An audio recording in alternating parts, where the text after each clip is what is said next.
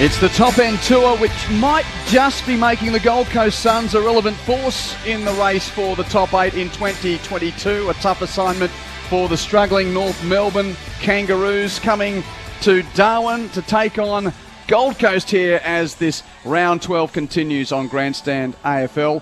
Welcome to Darwin. Welcome to Marara Oval. Quentin Hull and the team in place for week 2 of this Suns trip to a part of their recruiting zone here in the capital of the territory. And we expected it to be warm. It's melting footy weather. It's 2 degrees out there. Last week when Gold Coast played Hawthorn and won by 67 points, at least it was in the evening. This is a twilight affair, but it is hot. That is for sure, even by local standards for this time of year. A bit more humid than usual, so it's going to be oppressive for the Suns to do battle against the Kangas. North, well, what can they bring us today? Ben Mackay's back to help shore up this defence, which has leaked considerably throughout the season. The Suns with a percentage of just 53, having won just one of their 11 games so far this season. And Gold Coast's last month, haven't they just, somewhat sneakily put themselves into a position where they're among the broader conversation, but particularly last week here, winning by 67 points over the Hawks. The week previous, they were down in Ballarat, went down to the Bulldogs by 19 points there. But you bankroll their away win to Sydney and their home win to Fremantle as well in their last month. They've won 3 out of 4. They're 5-6. This is the best that they've been win-loss-wise after 11 games since their 2014 season, where they were in the race to the finals until Gary Ablett Jr. hurt his shoulder late in the season against Collingwood. Coach's contract set to be discussed. There is a real new sense around the Gold Coast Suns, which we haven't experienced for a long time in their history. We've brought some of the Southeast Queensland team here, and we've got the locals here as well. Firstly, to my travelling buddies, Michael Price, nice to be alongside you in Darwin. How are you? I'm very well, thanks, Q. I'm enjoying this very warm weather, and what a magnificent place it is here in the top end. Haven't been here for years. Really enjoyed it so far. And the former number 1 draft pick, Jeff White, was regaling us of tales playing for the Redland Bombers here against the Northern Territory Thunder. Whitey, it's nice that we've had the trip together. How are you? I'm good, Q. Good to be. What a magnificent oval, and you're right, it is very hot out there. It's going to be interesting to see how they cope with the weather.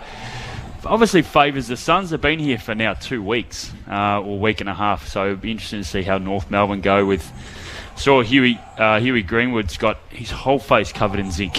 Yeah, it's hot. We were greeted by broad smiles. I think the Darwin Buffaloes have got a lot of the volunteering work, so we've got to see the blue of the Darwin Buffs shirts. Yes, we do. And yes. Raph Clark didn't like that at all. So great that the former St Kilda player Raph Clark who's worn his St Mary's shirt, the green and gold of the famous St Mary's Football Club. Happy. Raph, it was great to hear you on air last week, calling the game between the Suns and the Hawks, and great to share the microphone with you today. No worries, guys. Thanks for having me back. Looking forward to tonight's game. We're not being weak, are we? This is pretty warm. Yeah, it is actually pretty warm, mate. It's a bit unlikely for this time of year for Darwin. It's a dry season. We're used to those cooler nights, a bit more breeze about. But as you can see in the background over there towards the airport end, there's a late cloud build-up like a thunderstorm's about to roll in, and that's normally our wet season build-up type weather. And we've actually had some rain early this week on Monday and Tuesday, which is unlikely for this time of year. So it's probably the warmest start to a dry season we've had. So just your timing is a bit off at the moment, guys. And look, you're wrong. So we're happy about it. Bouncer's not far away. As ever, you're in this part of the world at sport. You don't share a microphone with anyone better than Charlie King, who's down on the boundary. How you doing, Charlie? Yeah, good on you, Quint. How you going? Welcome to Darwin. Welcome, Jeff and Mike and Raph. Good to have you here. 32 degrees.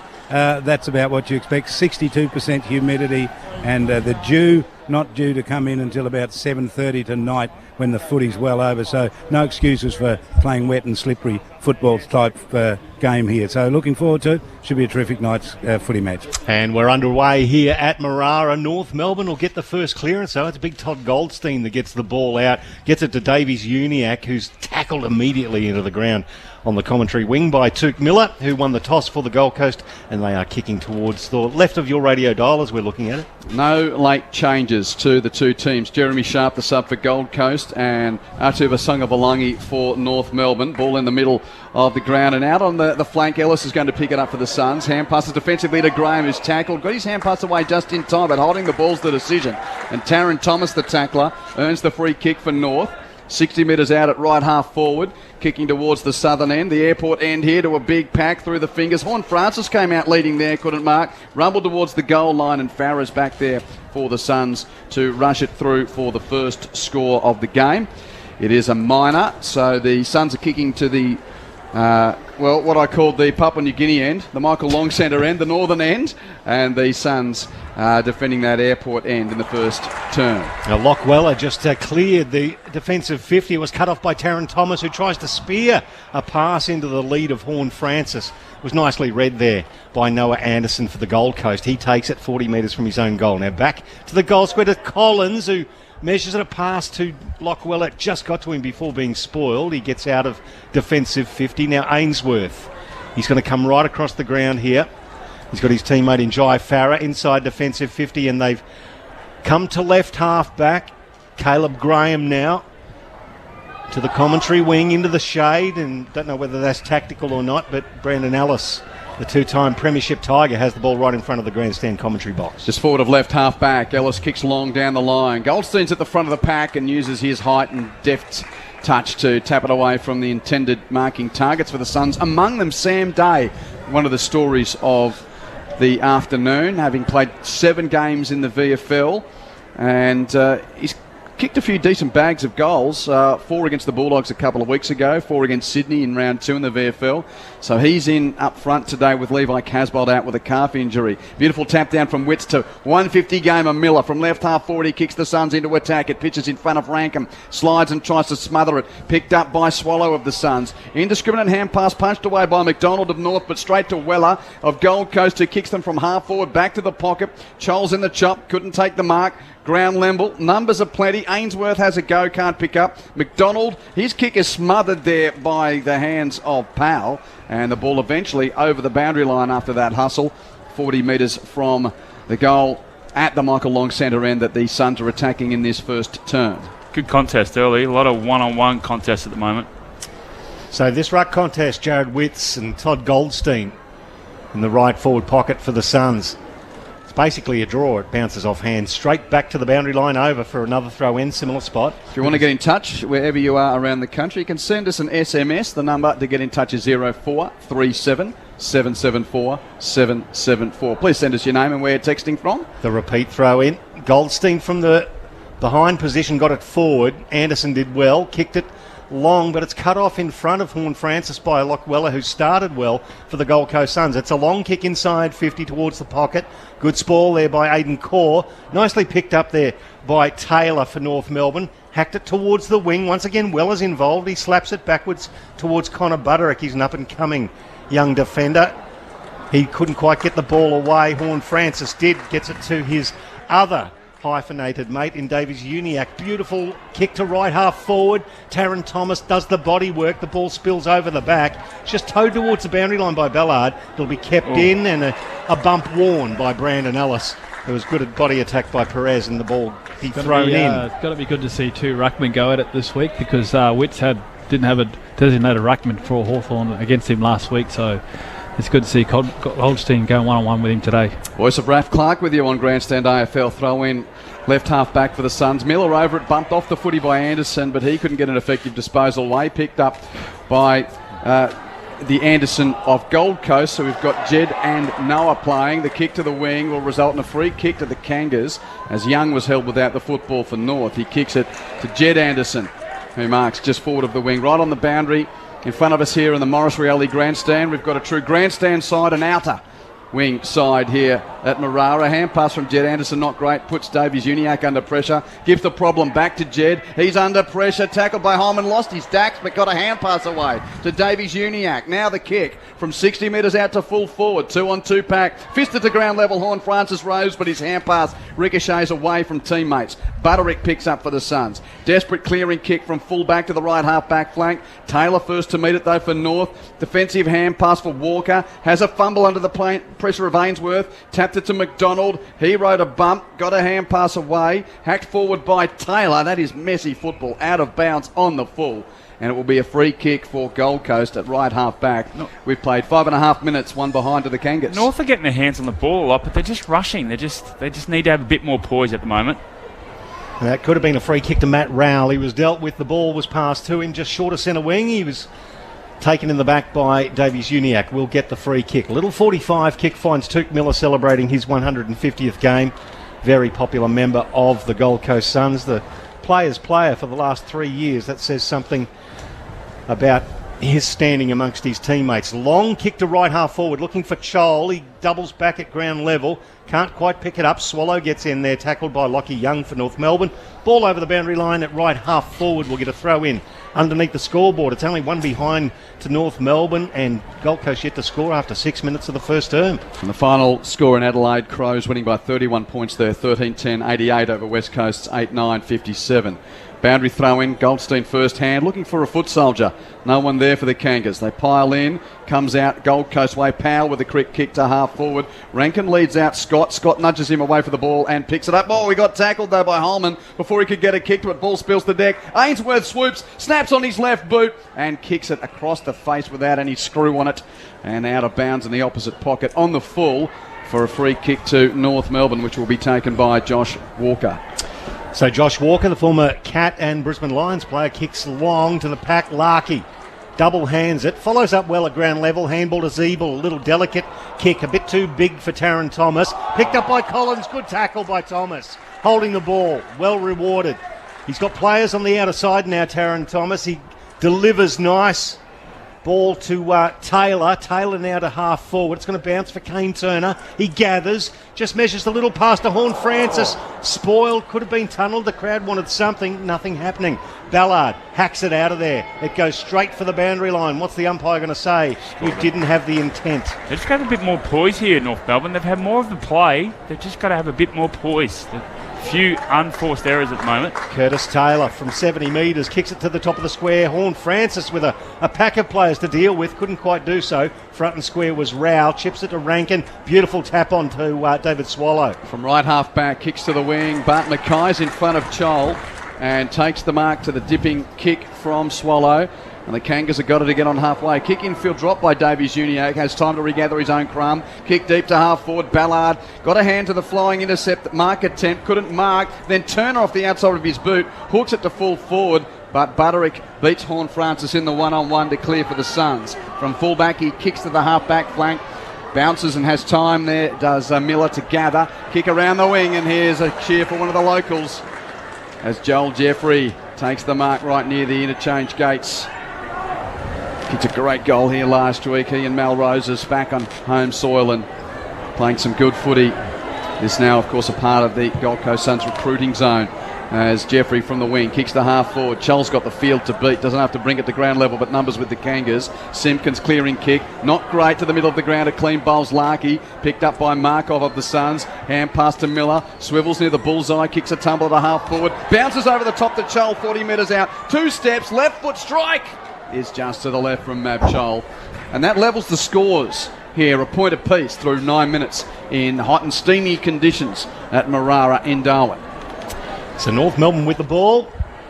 From full back, Aidan Corr comes forward. It's going to be a kick towards Larkey and Cherry.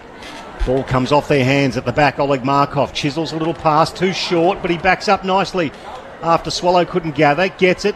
Handball to Lockie Weller, who got tackled high. He's been active very early, Lockie Weller. Former Freo player, just forward of the centre circles. He's got not a lot of movement in front of him. So he goes long in the Chol direction, top of the square. From behind, slap forward, Rankin roves. Rankin snaps. And Rankin puts it wide. One behind. Two behinds to the coast. One behind to North Melbourne. Nearly 10 gone to the first term. Grandstand AFL here at Marara. Michael Price, Quentin Hull, and our experts Jeff White and Raf Clark. Well, it did start really well last week. We had him in our top 3 at the end of the game, so good to see him start well again with 5 touches early. Kick in is a long one towards half-back. Sherry, the target in the pack, knocked down by Witts. Greenwood rose, but his hand pass stolen by Noah Anderson. But Greenwood then follows up with a smother, wins the ball. Hands it to Zeeble for the Kangas on the wing. Long kick to vacant territory at right half forward. And Jed Anderson and Charlie Ballard happy to watch it roll out of play for a boundary throw-in on the right half forward flank. Good to see the crowds rolled up. Regular Darwin time, Raf. They just, we were a bit worried about half an hour before. We thought, there's no one here. Well, they never come early, do they? No, that's it. No, everyone's in a rush up here, mate. Exactly.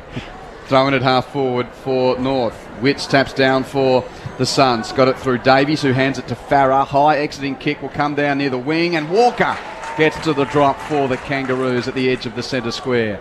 Takes the mark, and there's a congestion of players in front of him. So Josh Walker just kicks it deep to the pocket. Goldstein got up high. Didn't mark that one, unlike at Docklands last week. And Jed Anderson sees it out of play. We thought we were the ones getting frequent flyer miles, Pricey and Jeff, by coming up here. Goldie got up and took that hanger last week. He nearly took another one there. Yeah, I like it when he goes forward too. It just drags the ruckman out of the space. Interesting too, you got Cherry in the ruck now for North Melbourne against Witts, and Goldstein out of contract at the end of this year. Will be very interesting decisions made. The throw in ends up with the ball at the ruckman's feet, picked up there by Farah. He just dribbles one forward. Well done by Holman at ground level, who slapped it towards the boundary line. Beautiful pick up there by Powell, but he's tackled nicely by Brandon Ellis over the boundary line.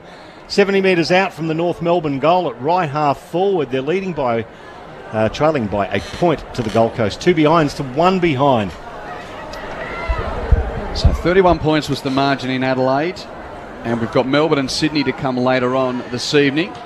All the standalone games during the bye rounds. Here we are at round 12 of this season. Ball back near the boundary line without great creation from the throw-in. Kicked off the deck by Powell of North. Inside attacking 50. Ballard has an attempted soccer, which he only shins. It's still alive. Goldstein picks up. Umps called a free kick, though, against North. It was against Zeeble in that clatter of men. He gave away the free kick to Farah, who's into the team this week, Joe Farah. Chips it short to David Swallow. Now joined by fellow original son Sam Day out there today. Swallow kicks it to the wing. Mackay got to the front of it for Kangas, couldn't take the mark. Roving is Perez, got a push in the back. No, he threw it, according to the ump. So a good tackle from Noah Anderson, and he earns the free kick for Gold Coast, just forward of left half back. We've had nearly 13 minutes of play, yet to see a goal. 2 points to the Suns, a point to North. Anderson goes long to half forward. Once again, Scholes the target, the kick. Well, Scholes just kept away from it. Raf Clark, you're shaking your head. Tell me a little bit about what you saw there. Yeah, he did it last week as well. He started in the first quarter. He always was second to the contest when the ball was kicked deliberately to him as the main target. And he found himself behind a couple of times early last week. And he's once again, it seems to be happening again. So they're keeping Mab Chol away from there, using the blocking tactics. He's got to get around that as the ball goes over the boundary line in front of the commentary box on the wing here at Marara. Throw in. Cherry did well. Out of his hands, Brandon Ellis couldn't quite control it. Picked up by Horn Francis. Got one too high. That was the voice of Jeff White here on Grandstand AFL. It's good they've moved him back in the midfield. He started up forward, was leading really well, presenting really well. This is where they've just got to have a bit more poise, the Kangaroos here. So Horn Francis, the number 1 draft pick from last year. A lot of chat about where he's going to be next year as well. North fans will be loving it if he stays. Long kick inside 50. Goldstein was just the tallest man in that pack, and that's saying something because you had Sam Day and Tristan Cherry there as well. So he's taken the mark, and he'll have a shot 50 metres out, 45-degree angle to the right. Jeff White's eyes lit up when the ruckman just took that mark. Big Todd Goldstein out of contract at the end of this year, playing for his football future. The left foot is beautiful. Opening goal here at Marara goes to North Melbourne and Todd Goldstein. 1-1-7 the Kangaroos, 2 straight behinds the Suns. We played 14 and a half minutes of the first term on Grandstand AFL. I know it's hot. I know they're dealing with the heat and the running patterns and stuff like that. That's what they're just going to have a bit more poise. It looks like Raf, it's probably a little bit, probably dewy. I don't know. They're obviously a lot of turnovers at the moment, slippery and all that sort of stuff. But just got to see the Kangaroos. They've started really well here. Yeah, definitely. That football does get a bit slippery and wet. You don't seem to notice it on TV or see it from the outside. But once you're playing in this time of year, it does really get really slippery and it's hard to handle.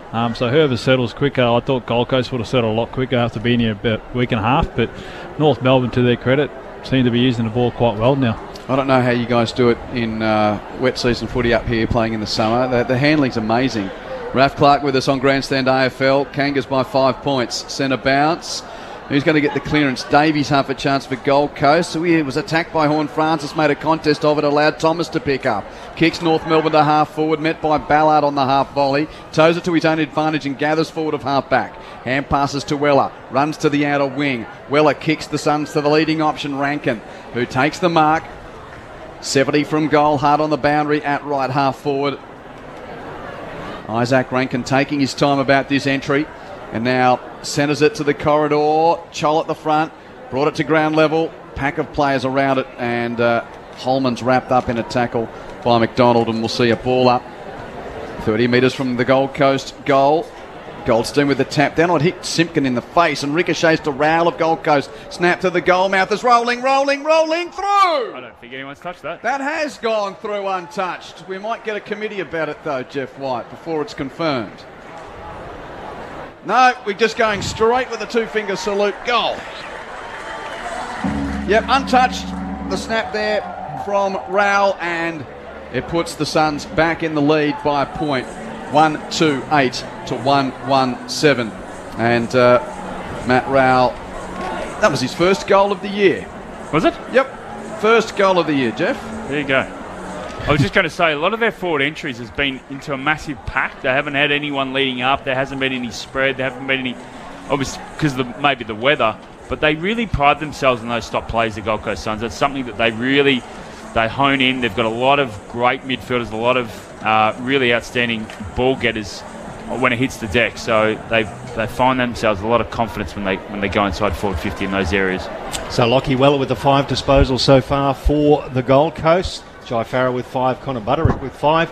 For North Melbourne, Curtis Taylor's got 5 and Jed Anderson with 5 disposals. We'll have a chat about Jed Anderson shortly. Raph was just telling me some interesting stuff there. Taron Thomas gets the clearance for North Melbourne though, kicks it immediately to the top of the square. Ziebel roves, Ziebel goals. Immediate response from the Kangaroos. Their second goal, 2-1-13. The Suns 1-2-8. And that was just quick out of the centre. Good roving by Ziebel. It's a good start from Taron Thomas too. He's had his hands on the footy plenty of times in this first quarter. And interesting, another stat is he's spent the last 2 off seasons up here in Darwin. And he's come down and trained with the St Mary boys, and whether that's helped him adjust a bit quicker, then I don't know. But he's had his hand on the footy plenty of times already in this first quarter. Absolutely. And he's looking very good today. How often do you turn up to training these days, Raf? Oh, mate, when they're short. You still playing a bit? Yeah, I try to have a run around, mate, but more in the reserves just to help the younger guys through. You've really blown out, by the way. Raf Clark looks an absolute picture of fitness here. Absolutely. With his St Mary's shirt on. Great to have him with us, the ex-Saint here on Grandstand AFL. Not a great bounce in the middle. Ump says play ball anyway. Goldstein roves his own tap. Another clearance for North. Hand pass to Larkey. He's got space to bang long from 55, but it's off to the right. I think Ziebel was on the goal line trying to mark it. It's a behind.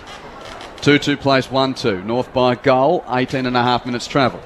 So Connor Butterick, live wire from Labrador on the Gold Coast. He kicks towards right half back. It skips away across the turf and goes over the boundary line. The umpire said nothing happening there as far as deliberate goes. So it will be a throw in at right half back for the Gold Coast Suns. Umpire taking his time as well. Here's the throw in. Witts down to Rowell. Beautifully controlled with the one-hand basketball style. Then a long left foot kick towards right half forward. Sam Day did well in the air, was thrown to the ground, didn't get a free kick. Ball spills now. Day gets back involved. Same thing happens. Can't quite get his hands in there. Jed Anderson for North Melbourne can't pick it up. Rowell could. From a standing start, gets it to right half forward. It bounces inside 50. Core got the handball back to Perez for North Melbourne, who just hacks it back out. It's going to come back in. It's on the outer wing. Raoul's going to bring it back in for the Gold Coast. He can't get away from the tackle of Jed Anderson. Just got the hand pass away to Witts. He's tackled. Anderson doubled up tackling there. Great pressure. And it's forced a turnover. The kick wasn't great for Davies, who has a fumble. Now the pressure applied by Powell of the Kangas to lock it in and put that stoppage down to the pressure of Jed Anderson. Yeah. Playing his first game in his hometown, more or less, for North Melbourne, Raph was saying earlier. Yeah, and there was a quote in the paper yesterday from Jed himself and saying how excited he was to finally play in front of his family, all of his family at once. Well, from the clearance free kick going to Hayden here, it was taken high by Ainsworth. So Kyron Hayden for North, just forward of the left half back flank. Kicks the half forward. Goldstein flying again. He's got a licence at the moment. Couldn't mark Rove by Collins. Hand passes to Markov. The ex-Tiger has two bounces through half back to the centre of the ground. Driving ball deep into attack. Fisted away there by Young of the Kangaroos to the pocket. Half a chance for Rankin, nudged off it by Scott. Walker has a go. He's tackled off the ball by Holman. Rankin does the mopping up. He loses it. McDonald picks up for North. Gets a hand pass away. Little kick from Powell under pressure. Beyond defensive 50. Larkey meets it, tackled and dispossessed by Rowell, but it's too high from Matt Rowell. Free kick at half back for North Melbourne, Jeff White. North look good when they've got Walker and Mackay back there, don't they? They're just two big pillars, two big mobile, agile defenders. So Nick Larkey at the traditional centre half back position. Just a nice 20-metre pass hits Greenwood, former Gold Coast Sun. Controversially moved on to North Melbourne after last year. Larkey now gets the handball. Tries to get the 1-2 going for North. It doesn't happen. Core spills it now. It gets hacked back forward for the Suns. Ainsworth can't pick it up, and then it gets slapped back into his hands. Core tackles him. He loses it. Rowell gathers, kicks it to centre half forward. Oh, Roses gathers. Great little slick handball to Holman. Now Rankin couldn't quite take the mark, but I love the one touch from little Malcolm Roses there. The local showed his class. It's one behind, so 2-2-14 North Melbourne, 1-3-9 to the Suns. Raph Clark, just love that little touch. Yeah, definitely. That's that Malcolm Rosewood touch that we come to see and get used to it. Guys, well, you reckon there's one bloke that knows the humidity of these conditions, Raph? We saw it there from Mal Roses. Long kick in back to a contest. Davies rose the pack for the Suns. Kick to half forward. Hayden was tackled off it by North, but got a hand pass through. Davies Juniak, then to Perez. Now a clearing kick from Scott. Out towards the wing. 2-on-2 contest. Butterick first to meet it for Gold Coast. He turns and kicks down the line. Swallow takes the mark between wing and right half forward. Dave Swallow with the injection into attack for Gold Coast. Walker in front of Day. Did enough to bring the ball to ground level and see it over the boundary line. It will be tossed in 40 metres from Gold Coast's goal. And we're expecting it to be hot here, but not as hot as it is. It's 32 degrees and really humid, and you can see that. Well, a number of the players struggling with their handling early on here, Jeff White. Yeah, it is. It's tough conditions out there. Very slippery. Yeah. And the lights are on here at Marara. 31, 32 odd degrees. The throw in. Witts slaps it down. Now it's loose at the back. It's picked up by Powell. Hacks it back towards the outer wing. It's off hands towards the boundary line. Well done by Butterick. He tracked it back but couldn't quite attract the ball. He ended up getting it back into his hands somehow. Plays on, kicks it inside 50. Off the hands now, North Melbourne with a chance. But Witts gathers and sticks his big foot into it. Goes to the top of the square. Holman roves. Handball to Ellis from a standing start. It's up and down the chimney. It's going to land at the top of the goal square. Off hands. North have got a chance. It was Curtis Taylor who had the ball. Kicked it wide and gathering. Got there was Paul Curtis. At right half back for North Melbourne, standing the mark was Brandon Ellis. So Curtis from just inside the defensive 50 arc uses his left boot to kick North Melbourne to the wing. Larkey the target, spoiled away by Graham over the boundary line for a throw-in. North Melbourne 2-2-14, Gold Coast 1-3-9. 24 minutes played in this first term at Marara in Darwin with Quentin Hull, Michael Price, Raphael Clark along with Jeff White. Charlie King not far away from this throw-in on the boundary as it's tossed in. Goes beyond the ruckman's fingers, back of the pack taken by Swallow of the Suns. Hand passes to Ballard. Off a step, left foot kick to half forward. Through the fingers of Mackay, who got to the front of that pack for North. Ground level free kick going to Young, who got pushed in the back by Jeffrey. Coaching staff, I'll be happy the way they've started this first quarter. First to the ball. They've got some intensity about them, Jeff White, haven't they? Just to the way they've gone about it. Long kick, front and square now was Tuke Miller in front of the pack. He bounces in front of Roses, who then in turn tackles big Ben Mackay into the ground. He loses the ball. Bailey Scott now kicks it towards right half forward, off the hands of Witts. Markov uses his pace to get in front of Zeeble, but Zeeble butters him off the ball. It ends up inside the centre square. Noah Anderson, long kick. Day at the back. Oh, at the front. That was Joel Jeffrey. Stuck his Nice one touch. mid up and controlled it down onto his chest. I thought Sam Day was the target, but Jeffrey will have a shot. Yeah, he read it best in the air and stuck the one mid up, and like we spoke about, that local touch, maybe a bit used to that slippery ball than everyone else and controlled it really well. Showed it to the crowd too, Raph, after he marked it. It's got a touch of the He's up and Darryl about, Whites. yeah. It's got a bit of everything about it, hasn't definitely. it? Joel Jeffrey. He's kicked 6 goals, 1 for the year from the Wanderers Club up here in the NT. Let's go from right on 50. Strikes it nicely, but it's left. Just allowing for that wind a little earlier, but not quite the way it should be. 1-4-10 the Suns, 2-2-14 to North Melbourne, and we've played 26 minutes of the first term on Grandstand AFL. Yeah, we got an indication of that little sneaky breeze at the Michael Long centre end there, Raph, out of that left forward pocket. With Tiwi winning that juniors game, we saw a beautiful kick at the end of that sort of move from left to right, and that one didn't move as much. Kick to the wing from the inbound is hacked forward by North Melbourne, but it's Farah controlling at left half back for Gold Coast. In a bit of trouble, kicks dangerously across the half back line, intercepted by the Kangaroos. Davies Uniac gets the hand pass from Perez, runs into an open goal and makes the Suns pay. North Melbourne's third and the Kangas are out by 10 points in the far north. Can almost put that goal down to Taron Thomas's pressure again. That's almost his third or fourth tackle of the quarter, and he's won himself two or three free kicks from the other tackles, and that one there turns over the footy and results in a turnover and a goal to North Melbourne. So they've started fantastic. Kangaroos are 3-2-20, Gold Coast 1-4-10, 27 minutes first turn. Sorry, Q. And it's good to see the players through the midfield pushing up, just to not give Suns that release out of their back line. It's been really lacking for North Melbourne this year. There's been too much where it's come from one end to the other, and that defensive spread. So it's good to see they're pushing up, creating that turnover. Bit of rain in the background too, guys. Can see that. Wonder if that's going to make it or not. We're going to get that, Raph? It normally comes from that direction and makes it to here, so it's looking right above us. We'll get down to Charlie in a moment. If he doesn't know, no one does. Yeah, the local knowledge. There was some lightning in there as well too. They're recalling the centre bounce. Charlie, what do you reckon? Yeah, we'll probably get that. That's coming in from the southeast heading northwest, so it splits often when it gets here and you don't get it, but it brings lightning with it as well, which is a bit of a bother, something to worry about. Well, thanks very much to Charlie King down on the boundary. Raph Clark, the local knowledge just doesn't get any better. Eleni Glusas going to throw the ball up in the middle of Marara.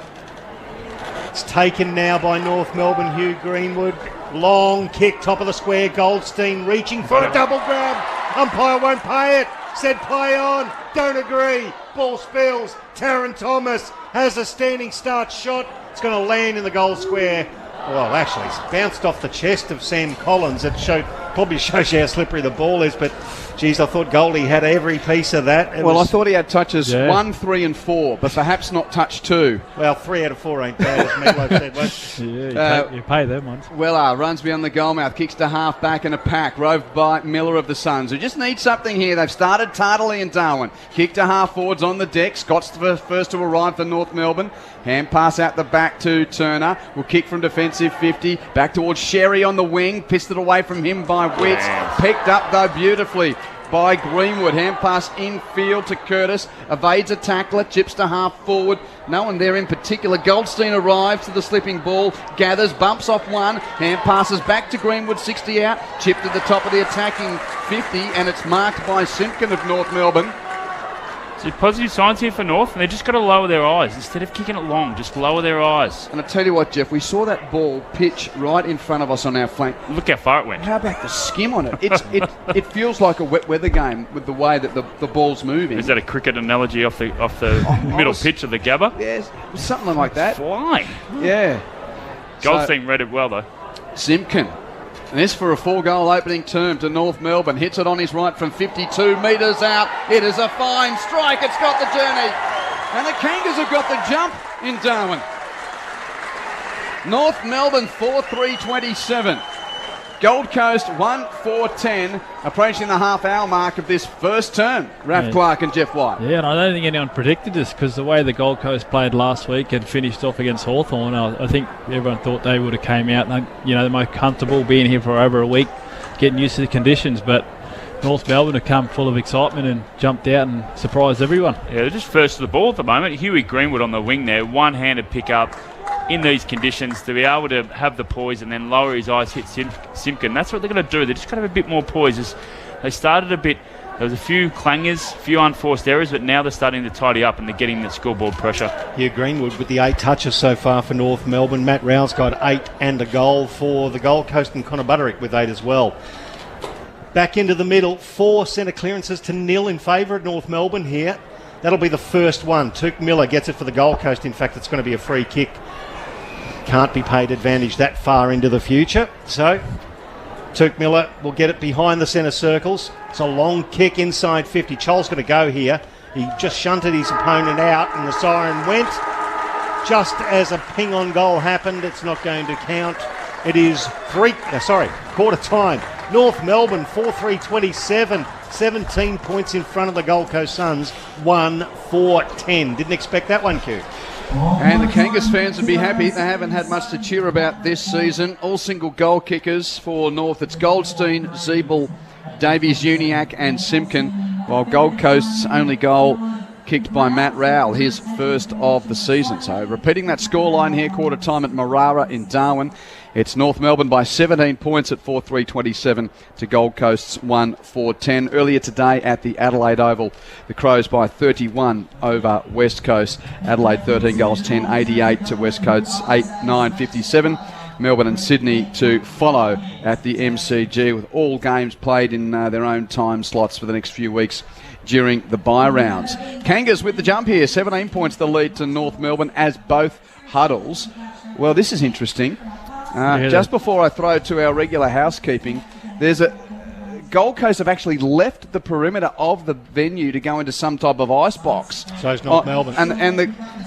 Charlie King on the boundary. What are the local infrastructure? They got little fridges on the sideline here. No, they go in and cool off, but I can understand why. That's humidity, 62%. It's probably got higher than that as this storm gets a little closer to us, but it's just uncomfortable weather when it gets that sort of hot. But I'm not prepared to say that storm won't get to us. It's sort of moving in this direction, so we'll have to keep a close eye. Well, there you go. And can also say, Quinton, that score 4-3 to 1-4 last week when we saw the Suns playing Hawthorn here, they led 4-3 to 1-3 against Hawthorn.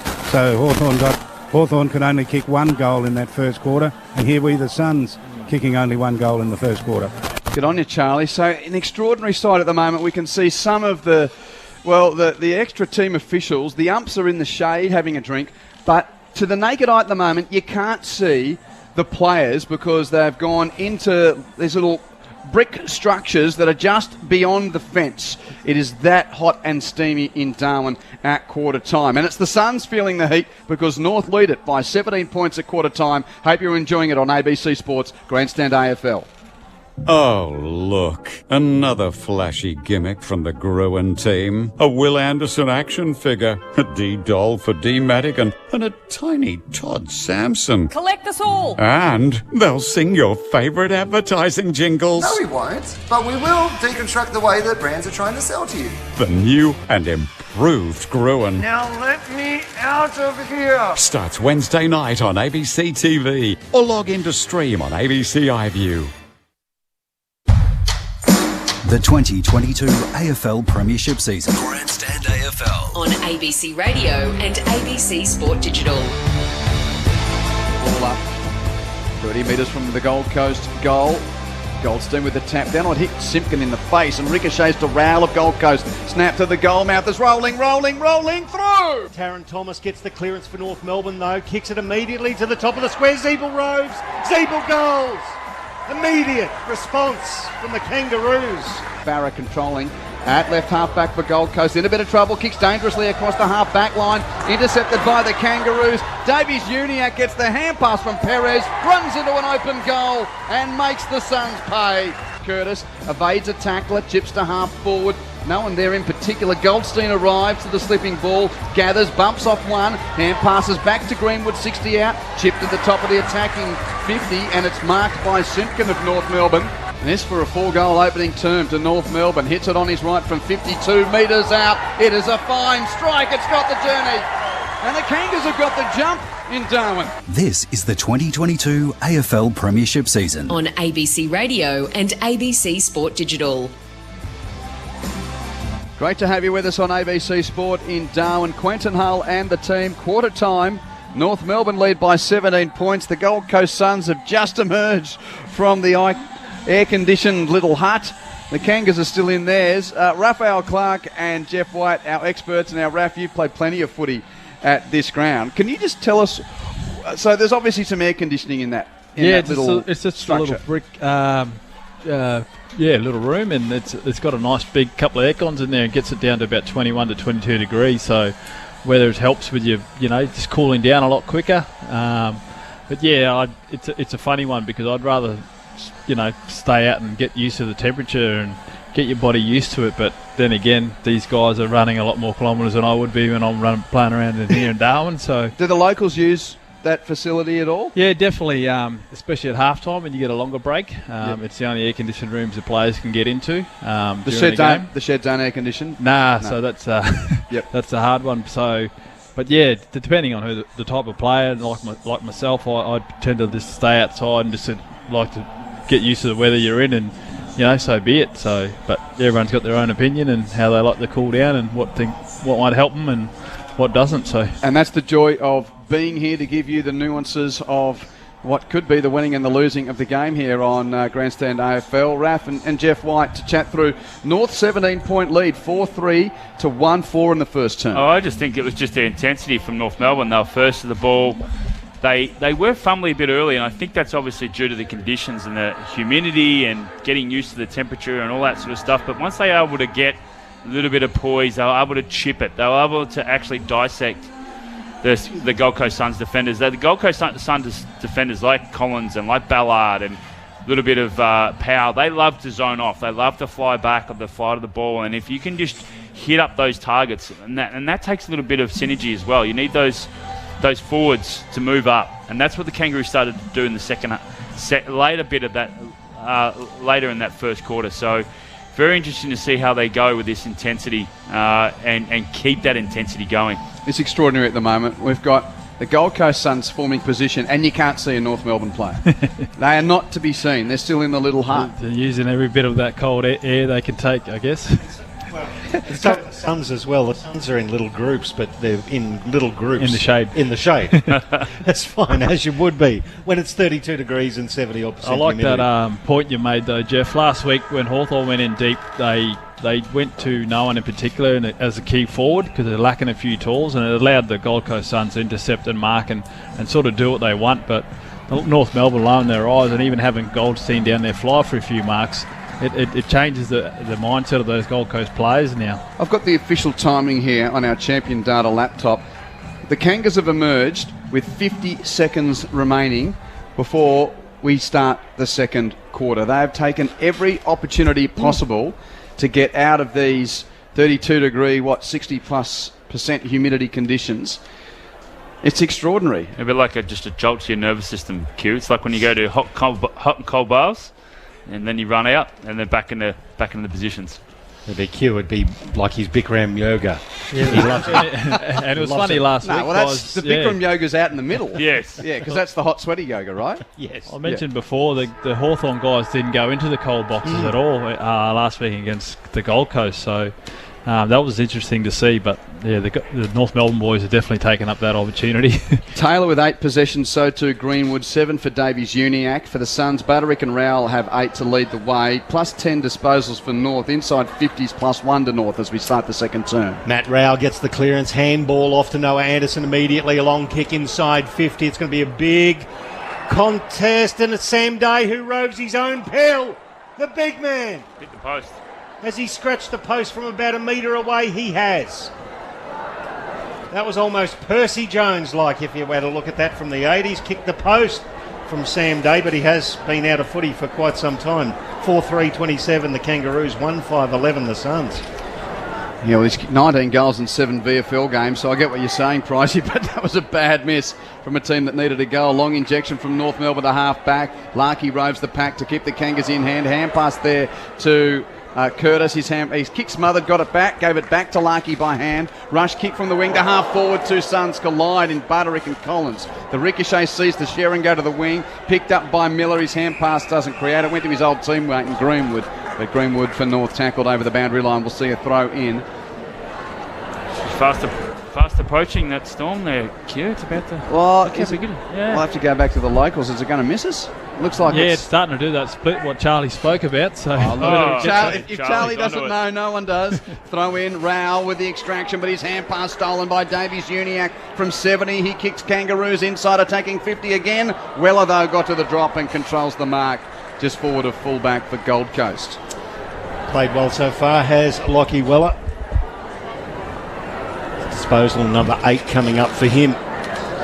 He's going to lower his eyes and look to measure the pass out to the outer wing. Malcolm Roses was the target. He did well to extract the ball there. Chold picked it up, was tackled. He let it loose. Comes back out now. Roses, clever handball in the path of Rowell, who toes it off the deck. Rankin at half forward, gathered it around his ankles, turns around and delivers a beautiful pass. That was a magnificent kick from Isaac Rankin. 30-metre bullet that hit Brandon Ellis right on the chest, 25 metres out, slide angle to the left. And among the word pitchers, Matt Rowell, who we know is red-haired and fair-skinned at the moment, his fair skin is almost the tone of his Gold Coast Suns playing strip. Yeah. He has beetrooted up that much. It is so hot here. Yep. So we're in Darwin, 32-odd degrees. Brandon Ellis puts it through for the Suns. A desperately needed goal for them, their second. North Melbourne 4-3-27, the Suns 2-5-17, 10 points the margin. We played nearly 3 minutes of this second quarter on Grandstand AFL. Michael Price and Quentin Hull, your experts are Raphael Clark and Jeff White. Just better ball movement there from the Suns and the ability for the Suns just to kick off the line instead of that first quarter. We saw a lot of ball going straight towards the goal, massive pack, just to kick it off line.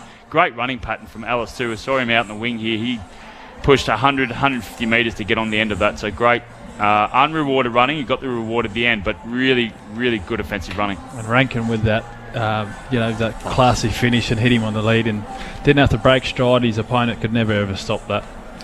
A much-needed goal for the Suns. 10 points the lead to North Melbourne. Goldstein and Witts to do battle at the centre bounce. Goldstein the tap down. Who's at ground level? Well, Miller led the race. Horn Francis hassles him and neutralises. And the ump says, I'll do it again. Tossed in the air, just near the centre circles. Ruckman tangle. Horn Francis had it, lost it under the slippery conditions, and Miller picks up for the Suns. Rush kick to half forward. Bounces to the advantage of Day. Swivels and snaps to a vacant goal mouth, but over the head of Chol and marked by Mackay in the last line of defence.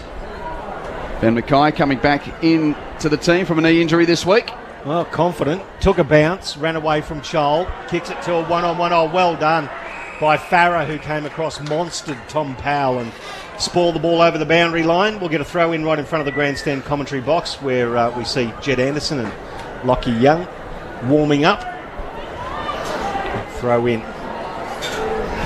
Jared Witts versus Todd Goldstein. What a couple of absolute legendary veterans they are. Gets the ball down. Took Miller, great handball back to Butterick, curls it around his body towards right half forward. Bailey Scott controls it over the boundary line for a throw in at right half forward, with the Roos leading by 10 points, 7 gone second quarter. Just looking at the body language of the players, a little flat. There is going to be some absolutely empty tanks by three-quarter time here. Boundary throw in.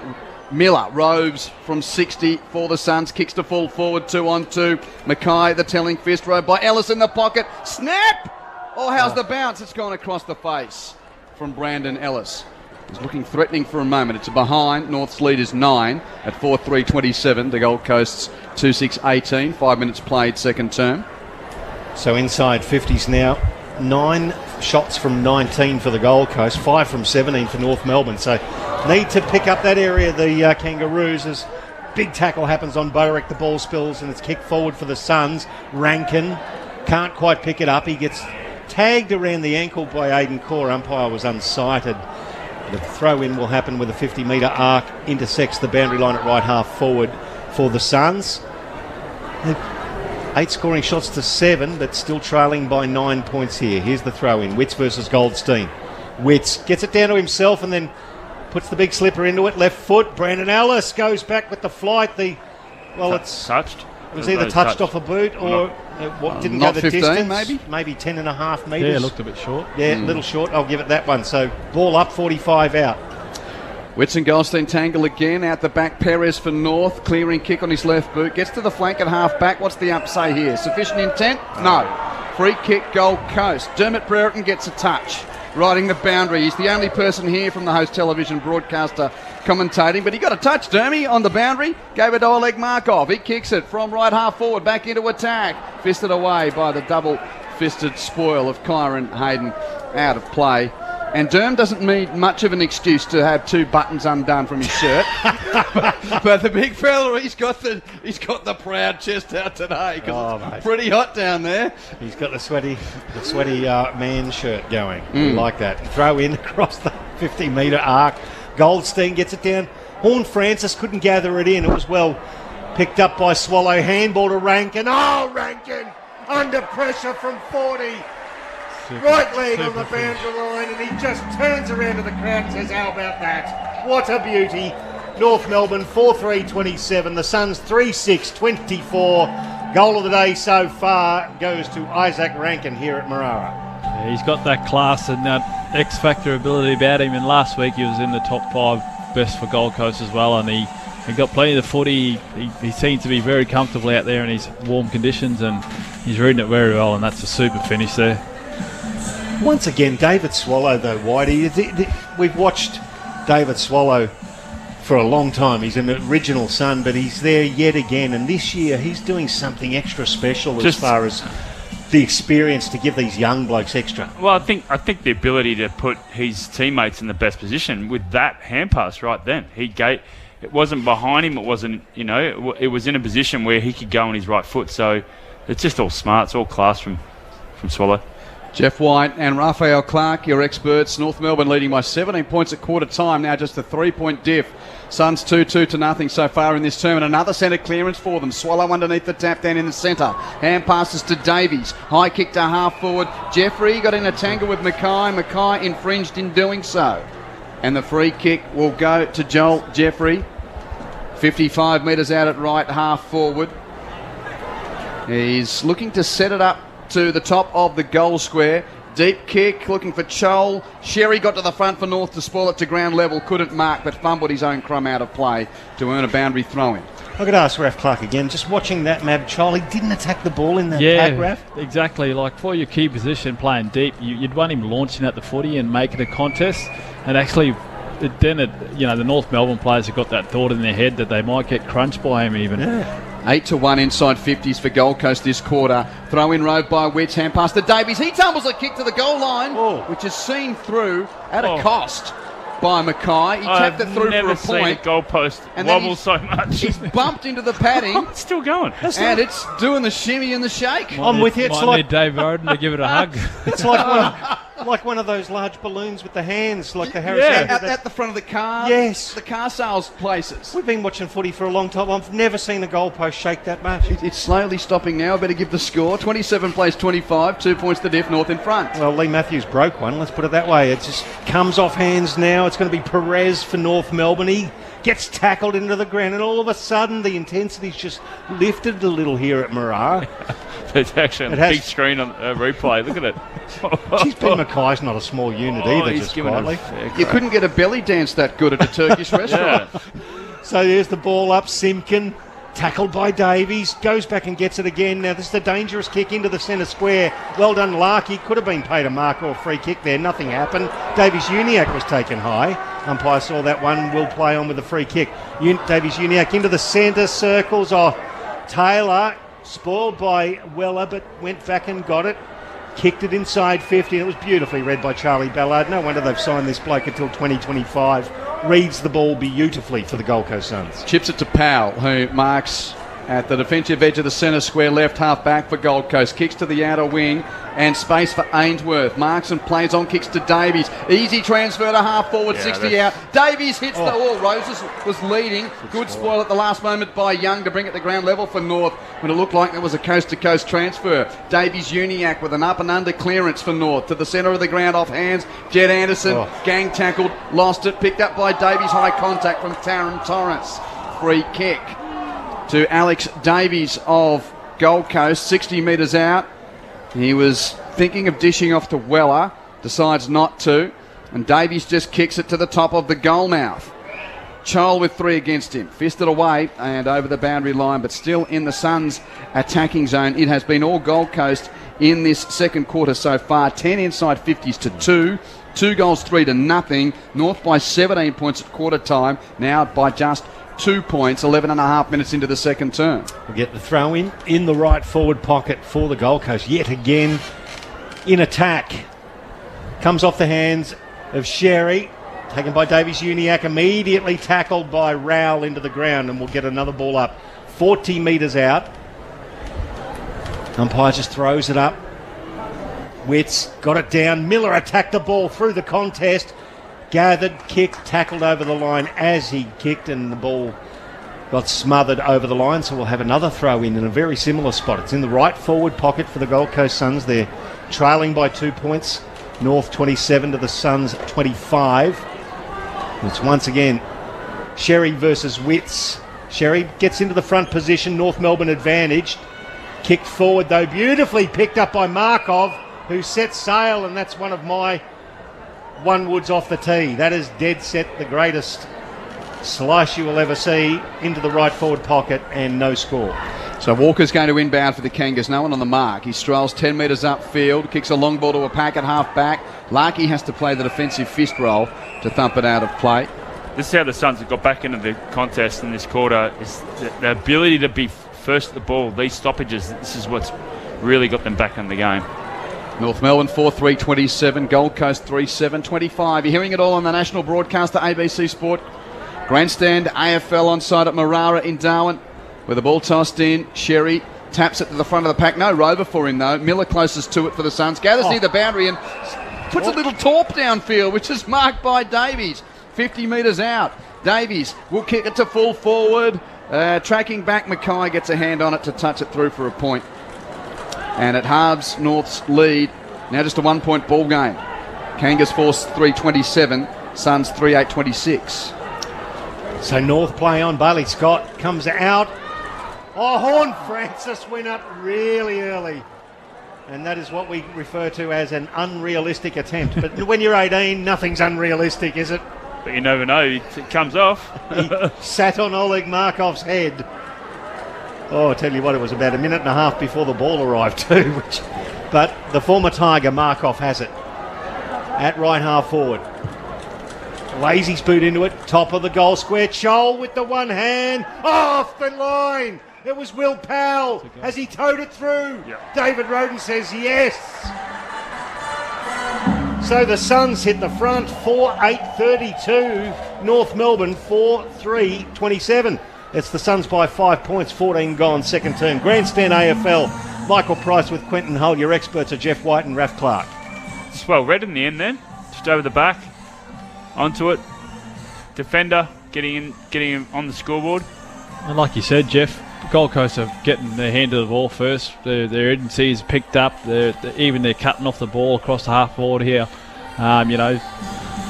Hitting the contest really well and keeping it inside their forward half. Well, Raf, that's 13-2 inside 50s for Gold Coast this quarter. Yep. So the Kangas have hardly had it down at the Michael Long Centre end of Marara Oval, which is the northern end, all Gold Coast, and that blazing sun has now been replaced by a little bit of respite from some cloud around it. Still very hot and humid out there. Centre bounce, Chol doing the ruck work, and Rovesy's own crumb for Gold Coast. Hand pass is kicked off the deck by Anderson to half forward, and Roses marks. Melroses Jr. 50 out, slots a short pass to Miller, and he marks at 45 from goal. He says, nah, it's my 150th. Yeah, you're going to need to kick one in your 150th, don't you? Brandon Ellis is pointing to the big sticks. Took Miller, the reigning best and fairest. All-Australian, of course, as well last year. Originally from the Calder Cannons in the draft of 2014. He was picked 29, and he has become a real leader for this club, much maligned in other parts. Miller from 50. In game 150, journey for sure, but off to the right. And it makes it a goal, the diff here, 4-9 to 4-3. Gold Coast leading it 33 to 27. 15 to make it 16 minutes into this second quarter. So playing on now. Larkey the target, Caleb Graham spoils. Front and square was Greenwood, handball to Jed Anderson under pressure. He hacks it forward. Zeeble tried to meet it half volley and ended up doing well in a 2-on-1. Ground level, Kane Turner back in the centre square. He's turned it over to Chol. Chol now gives it to Graham. Graham now turned over his handball. Good effort from Jed Anderson to get involved for North Melbourne. Butterick all over him, so Anderson will get a free kick. That was a 1-on-2. Ref Clark's nodding beside me. Super effort. Anderson playing his heart out in front of his family today. Awesome to see. First time in his career that he's been able to get back to Darwin to play AFL level in front of his family. It's a great story for Jed Anderson in game number 90 for him. Ball goes over the boundary line and we'll have a throw in at left half forward for the Kangaroos. They're desperate. They're 6 points behind the Suns at the moment. Goldstein and Chol. Goldstein pushed off it by Chol, who kicks it off the ground with an unconventional but effective clearance to the bullseye. Bouncing ball is first met by Taylor of North. He kicks a shocker off the instep though towards half forward. Tapped by Markov of the Suns to the advantage of Weller. He runs off the half back line and kicks long to half forward. It bounces to the advantage of Ainsworth, 50 out. Swivels and kicks to the corridor. Doesn't hit it well, but Rankin meets it. Gathers on the bounce in the pocket. Jeffrey territory from last week. But he can't do as his teammate did against the Hawks. He rolls it through for a point. But another score for Gold Coast. They're 4-10-34 to North Melbourne, stuck on 4-3-27. So we have seen... I'm trying to do my elementary maths is not good. 9 scoring shots to nothing in this quarter so far. That's 3 goals, 6. So North Melbourne play on, and that was, I don't know, it was... ordinary at the back. There was nobody there for the Kangaroos, so it was the Gold Coast who were able to turn it around quickly. Young, he dropped it after being tackled, picked up there by Tuke Miller, who dribbles it inside 50 over the boundary line in the right forward pocket for a throw in. 51 possessions to 28. Yeah. 16 inside 50s to 2. 11 clearances to 4. 9 marks to 2. Suns flogging North in every stat in this term so far. And that was after North Melbourne actually probably were ahead at the quarter time mark. Comes off hands the ruck contest. Malcolm Roses, the exciting local, takes it over the boundary line for another throw in. It's just the ability to work from stoppages. That's the key difference at the moment. The Suns mids are working away from the stop plays led by Tuke Miller. Jeff White with you on Grandstand AFL. Boundary throw in here down at the southern end in the right forward pocket for Gold Coast. Witts meets it, but it ricochets to Goldstein. He gets a hand pass to Simpkin, and the Kangas out of danger for the time being. Kick from Simpkin to the wing is roved by Curtis. His left foot kick is to no one. And Graham gets underneath and takes the mark, defensive side of the wing. I'll get down to Charlie King on the boundary as the Suns share across half-back. Local knowledge update, please. Are we going to get that Storm or not? Looks to have split. Yeah, there's just a massive big rainbow stretching from the back pocket up to the half-forward flank at the other end of the ground, so that's sort of a sign that the rain's staying away. Kick towards the wing. Rouse over the ball. Thomas is hassling him. Pack forms, it's on the deck, spills out Gold Coast way. Farrah's rush kick to half forward though, read well and marked by McDonald. Hand passes to Goldstein. Goldstein's hand pass shared through Perez. Back to McDonald. His kick from half back to no one on the wing. Met by Butterick of Gold Coast. He hacks it back to half forward. Rose is in front. Knocked down by Scott but roved by Anderson of Gold Coast. Hands it back to Roses. Beautiful kick to the leading child. Mal Roses swivelling on his left boot. And his kick inside 50 hits the GC emblem on the chest of Mab Chol, leading out from full forward. And he'll have a shot from 40 out. How's the skill? That was a no-look 40-metre pass that hits you full forward on the chest. Where do you get that from? Those repeat entries too, and North Melbourne, you could see him under the pressure, and you get a nice clean entry like that. Before it's got all the time in the world to lead up and take a mark like that. Nice kick, Brozier. Chol from 45 out, left foot strike. It's a beautiful kick. And Gold Coast now has 4 goals to show for this onslaught in the second quarter. North led by 17 points at quarter time. The Suns now by 13 at 5 goals, 10-40 to North, yet to add to their quarter time score of 4-3-27. They're just, when they get the ball, North Melbourne, they just once again, no poise. The ability to just get on the boot, get it out of their hands and not be able to use possession footy, and then you just have to turnover. Sides, I mean, even the good, the good sides, that's what they do. They have the ability to win the ball, lower their eyes, change direction, and get inside their forward 50 in a good position. Just noticed that Mab Chol's gone to the bench, and that's not unusual after you kick a goal in AFL footy, but we've mentioned it a couple of times that he hasn't attacked the ball as hard as we've seen him attack it so far this year. Just wondering if there's an injury concern with him. But we'll have a look. He's on the bench having a rest anyway now. See if Charlie can keep an eye on him for us and see what happens. We're back into the middle of Marara. Witts gets it down to the Shark by North Melbourne. Coming through Simpkin on the left foot, inside 50 at the back, Curtis.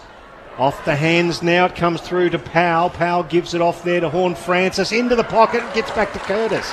He's played well there. He actually gathered the ball at centre half forward and was part of the chain that got it all the way up to the 50-metre arc, and he chips it inside, looking back to Tom Powell. He's got him right against the boundary line, but he's 25 metres out his right leg, right against the boundary line. So the young man, Tom Powell, will have a ping. He's facing inboard, and then he's thinking, I'll just do the drop punt left foot style. No, he's back inboard. Now he plays on. Back to Curtis. A little bit too cute, perhaps. It's turned over. No score at all. The Gold Coast through Rao. Kicks it to half back. Will Powell beaten for it in the air, but at ground level, Davies goes in to give him a hand. Gathers nicely. Handball to Noah Anderson under pressure. He gets a handball away. North have stepped up that pressure towards the boundary line. Comes now. Bailey Scott's going to gather. No, he doesn't. He just escorts it over the line. We'll get a throw in on the outer wing. So starting to see the effect of the artificial lights, and Charlie's description is right. Just look at that.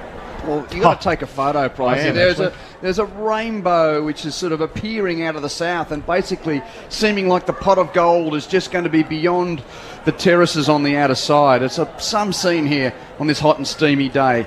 Out in the wing from the boundary throw-in, Simpkin roves for North, kicks it to half forward and out of play. Not a great scene on the scoreboard, though, for the Kangas fans. That 4-3-27 hasn't moved since quarter time. Gold Coast 5-10-40 lead it by 13 points after it was North by 17 at quarter time. Almost just want to go sightseeing for a moment here. Can someone else call the footy? Yeah. The ball's back over the boundary line out there. That's a gorgeous scene. That's magnificent. Out of the south and the rainbows. It feels like it's going into those palm trees just beyond the big lights tower there. Pricey out on the outer wing. If we leave now, we might be able to make the Mindle Beach markets and watch the sunset, mate. Oh, mate. Haven't been to Mindle Beach for many years. That sounds nice. 11 clearances for the Suns this quarter. 6 of those have resulted in scores, but 1 goal, 5 so far. It's back into the middle of the ground. They've got another chance here, Gold Coast Suns. Ben Ainsworth comes out. Brandon Ellis is leading. He's got 10 metres on his opponent. Will the ball stay in? It does. He gathers, hooks it around inside the attacking 50. Ben Mackay was held. Surely the umpire saw that.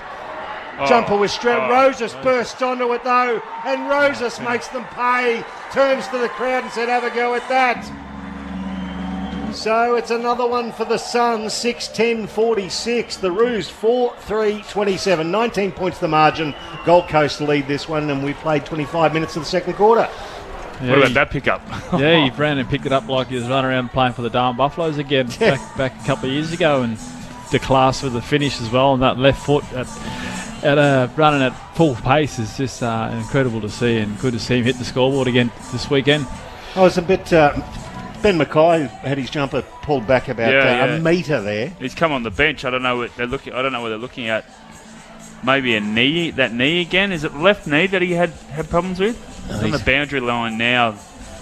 We'll have a look. Getting assessed. We'll have a look at that with Charlie King down on the boundary shortly. See if we can have a look at Ben Mackay. See what's happening. Well, it's out there on the socials. While you were calling that goal, I was able to get a photo at Quentin Hull on Twitter, and our team at ABC Sport will probably tweet it. That rainbow is something else. That is just a Beautiful Pleasure scene. to behold here. Yeah, you don't get that at the MCG, as good as the home of football is. Another clearance for the Suns. Kick to half forward, inside 50. Day roves the pack on return to footy. Sam Day's kicked a goal in this Gold Coast onslaught. He roves successfully in the left forward pocket. And in his first game in 2022, that makes it now six goals in the quarter for Gold Coast. The Suns 7-10-52 to North Melbourne, scoreless in this second term, 4-3-27. Just an autopilot now, aren't they? Out of the centre, spread, get it inside forward 50. They're crummers, and a great finish there by Sam Day. And welcome back to the side of just adding another tower up there in the replace of as Casbolt. Yeah, he's played 7 games in the VFL, Sam Day, for 19 goals. A couple of bags of 4. His most recent start was against the Dogs 2 weeks ago in the VFL and kicked 4 goals there. And it really is. He played every game in the COVID season of 2020, but outside of that, he's really struggled after that hip dislocation in 2017. Only the 6 games last year, Pricey. 6 goals, 6 to the Gold Coast Suns. North Melbourne yet to score in this quarter. The clearance goes to the Suns. Took Miller bounces it towards left half forward. Roses gathers and just leads a merry dance around Bailey Scott. Scott did well to corral him, though. The ball just dribbles up to half forward. Davies did well to propel it towards the boundary line. Day picked it up, got tackled. He let loose the ball. Could have been a North Melbourne free kick. Hacked off the ground. Markoff, the beneficiary, couldn't quite pick it up. Miller did for the Gold Coast. Handballed it back to his old teammate in Greenwood. And his opposite number 18 in Matt Rowell jumped on him. Held the ball underneath. There will be a ball up 40 metres out from the Gold Coast goal. They are absolutely murdering North Melbourne in this quarter. Witts taps down. Has he got a rover? No, Rowell has to play tackler. It spews out. Still on attacking 50 for Gold Coast. Miller tumbles over, can't pick up. Davies got taken high and will get a free kick. Alex Davies. This is Powell. Powell. It's Powell, is it? Yep. It's Will Powell now. It is Will Powell. Powell, yeah. Similar hairdo. Similar hardness. But indeed, you're right. Thanks, Jeff. Has he got the journey from here? Man on the mark's 51 out. Yeah, I think the Lions have left goalpost. I think that's where they've all been aiming for it.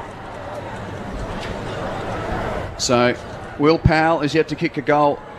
Or hadn't been yet to kick a goal this year until he kicked one earlier this term. So, lining up for his second. He's on his right boot from 60. Oh. He's got a good piece of that. But he's pushed it across the post. And someone's gone into that belly dancing post again. It's wobbling around. Something unique about the posts. It is. That's a point. 7-11-53, place 4-3-27. Gold Coast by 26 points. So North Melbourne stunned in their second quarter at Marara. Perhaps going into that cool room might have just blocked a little momentum for them. Long kick off the hands of Ballard. Markoff from a standing start back inside 50. Walker did well in the front position there for North Melbourne against Sam Day. Took a good, strong defensive mark. 22 inside 50s to 3, 12 marks to 5, 77 disposals to 45. Those are the numbers in this term for the Gold Coast Suns. Josh Walker with the long kick through the hands of Kane Turner. Caleb Graham for the Gold Coast. Roved by Rankin, who tried to keep it in and do a little bit of his own magic, but couldn't quite. There'll be a throw in where the 50-metre arc intersects with the boundary line. 6 goals, 7-0 in this term.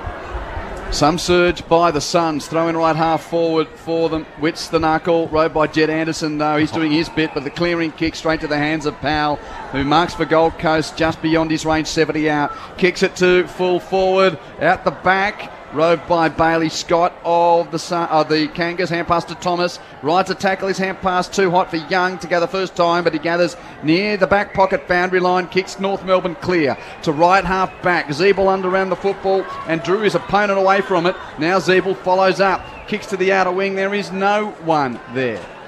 And the ump says insufficient intent. Free kick to the Suns at left half back. He's kicked it straight back to Zeeble. Who was that? That was very ordinary, wasn't it? That was Ballard. Yep, usually a better kick than that as Zeeble kicks forward, finds Paul Curtis on the outer side of the ground. He wheels back around onto his left foot, and it's a bit of an air ball towards the goal square. Off the hands of Markoff. Front and square was Horn Francis. Left foot snap wide. It's still in. It bounces. Oh, great bit of dummy work there from Weller and sold it and came to Ainsworth at right half back. They are open here, the Suns. A couple of Kangaroos in front, but they're there to be ran around by the looks of things. Davies comes around. Now it's to the hands of Jeffrey. 60 from goal on the boundary. He puts it to the top of the square. Chol. He roves himself to the goal square, but North Melbourne with the numbers. Taron Thomas lowers his eyes and comes out. Hits Zeeble, who slows things down, and it looks like they really need that to happen right now. 2 minutes left in this quarter. Can the Kangas find a score as Zeeble chips it short to Jed Anderson? He, from half-back, kicks it out towards the wing, marked by McDonald. Just no work rate. That's what he's putting his hands up at the moment, McDonald's. Just no effort up ahead from the Kangaroos. He just had a line of 4 midfielders just not working jogging for each other at all. Chipped it to Hayden. It's like a 3-on-8 when you look forward for North Melbourne as well. The Gold Coast is setting up and just doing whatever they want. Chip went back to McDonald on the wing, infield to Davies-Uniacke, and now he kicks wide and Turner marks near the boundary line, 70 metres out on the left half forward flank for the Kangas. A rare entry inside 50 off the insteps, a terrible kick, and Markov takes the defensive mark uncontested for Gold Coast. Immediately switches to the opposite pocket. Kick marked by Noah Anderson. He gets the Suns beyond defensive 50 with a kick to Holman. Marks plays on, kicks to the wing for Ainsworth. Hand pass back to Holman. They're waltzing down as if it's Thursday night training. Hand pass to Markov. Kick towards the pocket. Leading out is Rankin. He gathers on the bounce. He's close to the boundary. He's got 2 around him. And he can't create. He runs out of room. Out of play. Gee, Raph, I reckon St Mary's thirds do that, don't they, on Thursday nights? Yeah, mate, from end to end, just wait for it to get kicked in deep and just cruise back at the other end, and someone tries to put on a show down the other end. But do you guys train Thursday nights? You know, yeah, Thursday nights. Traditional training night, isn't it? Tuesday, Thursdays. Yep. Nothing changes up here. Throw in, left forward pocket. Suns in the attack again. Picked up by Simkin at the back of the pack. He hooks it around his body, but Anderson was there. Noah for the Gold Coast. Got it down to Powell. Handball across to Markov inside 50. Spoil. It's a great tackle. You can't even identify the North Melbourne player because he was absolutely belted. It was in fact Lockie Young who was thrown down. Ainsworth. Superb tackle by Ben Ainsworth. Gee, that was a ripper. Still a chance for the Suns to add in this final few moments of the second term from the ruck.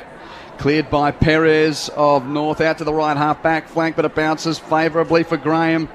High kick from 60, back to full forward. Walker put his hands in the back of his opponent. Advantage taken. Goal out the back to David Swallow. Yep. Ump says advantage taken. Another goal. That's 7 goals, 5-0 in this quarter, as heralded by the Bugle and the Didge here at Marara. 8 goals, 11, 59 to North Melbourne's 4-3-27. Yep, they were 1-4-10 at quarter time. Gold Coast, they're now 8-11-59, and North were 4-3-27 at quarter time, and they're still 4-3-27. That's a 32-point lead. We've had a 49-point turnaround in this term. Did that did that fridge play havoc? Because this is this totally different side that we saw in the first quarter from North Melbourne. The ability to get the ball and then just kick it in the air. How many times they've just banged on their foot without actually using the ball, actually creating some energy from behind the ball? There's been no spirit there at all. So we're back into the middle. Clearance again won by the Gold Coast, and Took Miller with the outside of the boot torpedo that rolls over the boundary line as the siren goes for half time. And a little bit of blessed relief for North Melbourne, the bell ringing to say a little bit more pain. The Suns 8-11-59, North Melbourne 4-3-27. It is a 32-point margin at half-time in favour of the Suns. As mentioned, 49-point turnaround from quarter time. 8 individual goal kickers for the Suns. Chol, Ellis, Day, Rowell, Rankin, Swallow, Powell, Rosas. And North's 4 all coming in that first term. Zeeble, Davies, Uniacke, Simpkin and Goldstein. We've got to quickly get to the newsroom. We'll get a few thoughts from our men here in a moment. But just in that term, gents, Gold Coast 96 disposals to 65. The marks 19-14. Clearances 16-10. Tackles, well, North won that stat, 18-16. They were chasing. Inside 50s, 28 times in that quarter for Gold Coast to North Melbourne's 5. keep your powder, gentlemen, because we've got an earlier news commitment than usual. We will get thoughts from Raphael Clark and Jeff White as well on the other side of the news, which is not too far away. Repeating that halftime score here, it's Gold Coast 8 goals 11-59, leading North Melbourne 4 goals 3-27. Earlier today, Adelaide defeated West Coast by 31 points. The Crows 13-10-88 over the Eagles 8-9-57. Melbourne and Sydney, the standalone Saturday night game, that's coming up at the MCG tonight. It's also an abridged round in the National Rugby League, of course, across the country. Make sure you tune in on Wednesday night. State of Origin Game 1 coming your way from the Olympic Stadium in Sydney. So just the 4 club games in the National Rugby League today, or so, should I say across the weekend, and none throughout the afternoon. There's only one being played today, and that's Manly up against the New Zealand Warriors, which will be played later today. Super Rugby Pacific, though, is into its quarter-final phase. Last night, the Crusaders knocked out the Queensland Reds. The Waratahs are out.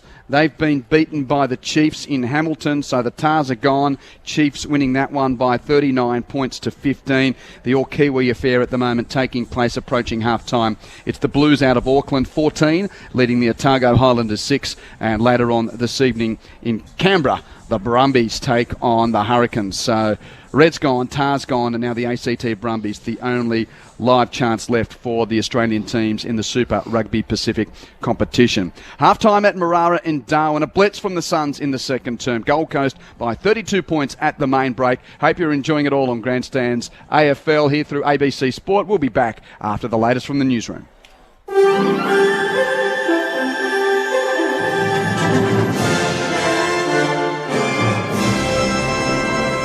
ABC News with Satyam Weinstein. Reuters says 2 of its journalists have been injured and a driver killed after their vehicle came under fire in eastern Ukraine.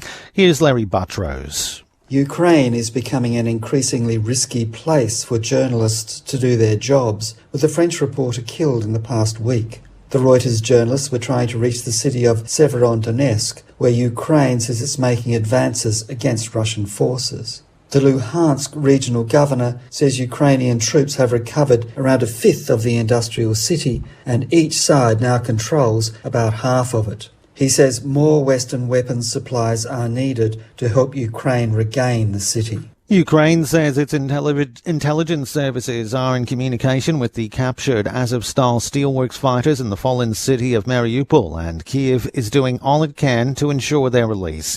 Uncertainty surrounded the fate of the hundreds of fighters taken into Russian custody in the middle of last month after they were ordered to stand down.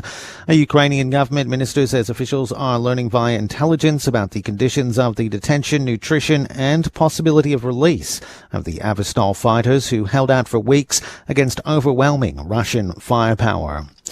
The Prime Minister, Anthony Albanese, attended a ceremony at Canberra's Aspen Island today as it's renamed to mark the Queen's Platinum Jubilee. The island on Canberra's Lake Burley Griffin has been renamed Queen Elizabeth II Island in honour of the Queen's 70 years on the throne. The celebrations included a 21-gun salute and an RAAF flypast. New South Wales has recorded a 4th case of monkeypox in a resident who recently returned from Europe. The man in his 30s was travelling with another resident, also in his 30s. New South Wales Health says the second man's also likely to have monkeypox, but is still to be confirmed. Both men have developed a mild illness after returning to Sydney. They're isolating at home, and health officials are undertaking contact tracing, but have so far not identified any local high-risk contacts. WA has reported 10 historic COVID-19 related deaths. The state recorded 6,242 new infections of the virus. There are 278 people in hospital with COVID-19 in WA, including 11 in intensive care. WA currently has 44,731 active cases.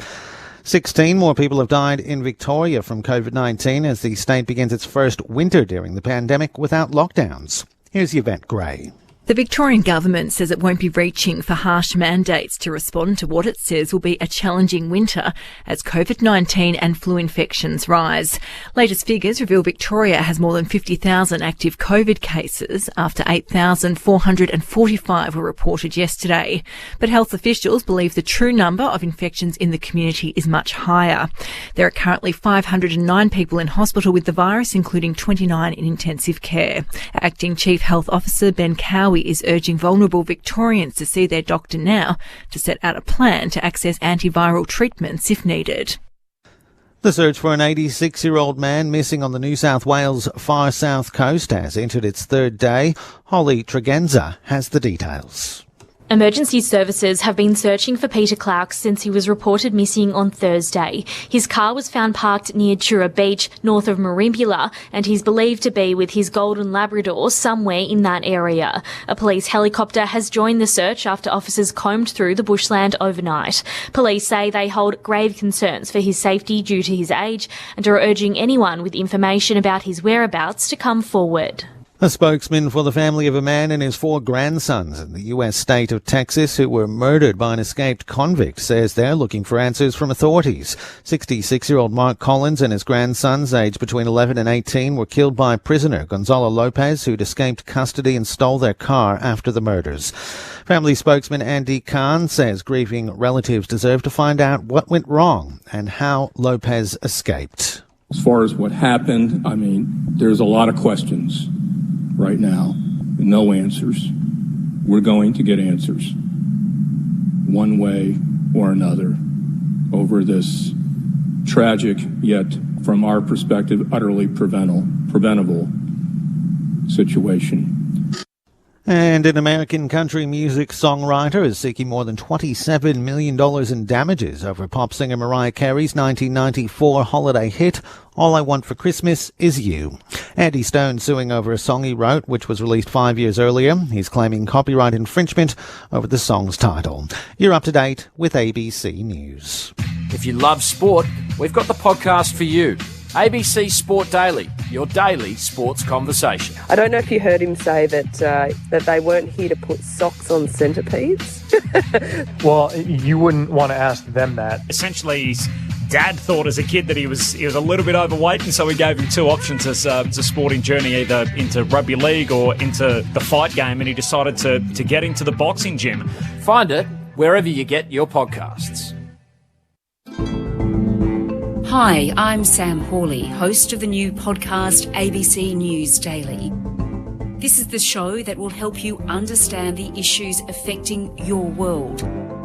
Every weekday morning, you'll get one big story from the news source you trust, told by the journalists you know best, in under 15 minutes. Find ABC News Daily on the Listen app or wherever you get your podcasts.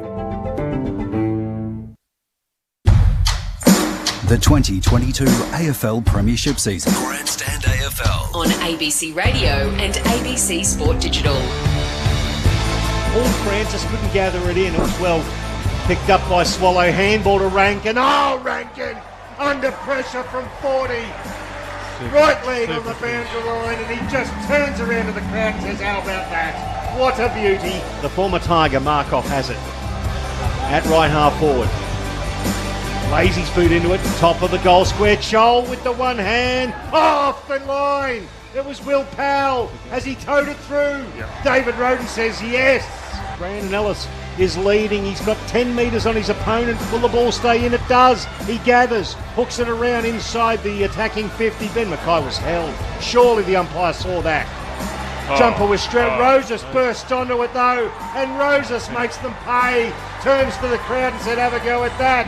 Another clearance for the Suns. Kick to half forward, inside 50. Day roves the pack on return to footy. Sam Day's kicked a goal in this Gold Coast onslaught. This is the 2022 AFL Premiership season. On ABC Radio and ABC Sport Digital. 7 goals, 7-0 in the second term in favour of the Gold Coast Suns. We are ABC Sports Grandstand AFL. I'm Quentin Hull. Pleasure to be bringing this to you from Marara Oval in Darwin, along with Michael Price, Raf Clark, Jeff White and Charlie King. It was the Kangas by 17 points at quarter time, but the visitors were scoreless in their second term. And a 49-point turnaround. The Suns in the sheds at halftime with a 32-point lead at 8-11-59 to North Melbourne's 4-3-27. So I gave you some of the quarter stats previously, before we went to the news, domination there from Gold Coast as indicated by the scoreboard. So let's have a look at the overall game stats. And Tuke Miller, in his 150th game, has 19 disposals for Gold Coast. 13 of them contested possessions for the reigning best and fairest and All-Australian of last year. Matt Rowell with 12 possessions. Oleg Markov has 12 as well. 11 each to Connor Butterick and Dave Swallow, and 10 for Locke Weller and Noah Anderson. While for North Melbourne, Luke McDonald's got 14 in the back line. Luke Davies-Uniacke has 13. Jed Anderson playing at home here in Darwin's having a good game for North. There's not too many winners out there for them. He's had 10 possessions, and 9 to Perez Simpkin and the ex-Sun and Crow Greenwood. Overall, Gold Coast has had 23 more possessions at 178 to 155. Contested-wise, plus 20 for the Suns there at 92 to 72. The marks, Gold Coast plus 7 at 31 to 26. Clearances, Suns plus 5 at 25 to 20. And from the centre bounce, it's plus 2 to Gold Coast in that stat, 7 to 5. Tackles plus 3 to Gold Coast. And that inside 50 stat at half-time is a neat double. Gold Coast 42, North Melbourne 21. Great to see some Oz Kick kids out there having some fun at half-time. A chance for our grandstand AFL experts, Jeff White and Raphael Clark, to just explain a little bit more as to how things turned so dramatically in the favour of the, home away from home team, the Gold Coast Suns here in Darwin. Start with the stats there, Q. It was just they were just first to the ball. Their contested footy was certainly increased. It was lacking in the first quarter. The Suns, they weren't first to the ball. They weren't spread. Their offensive spread wasn't there.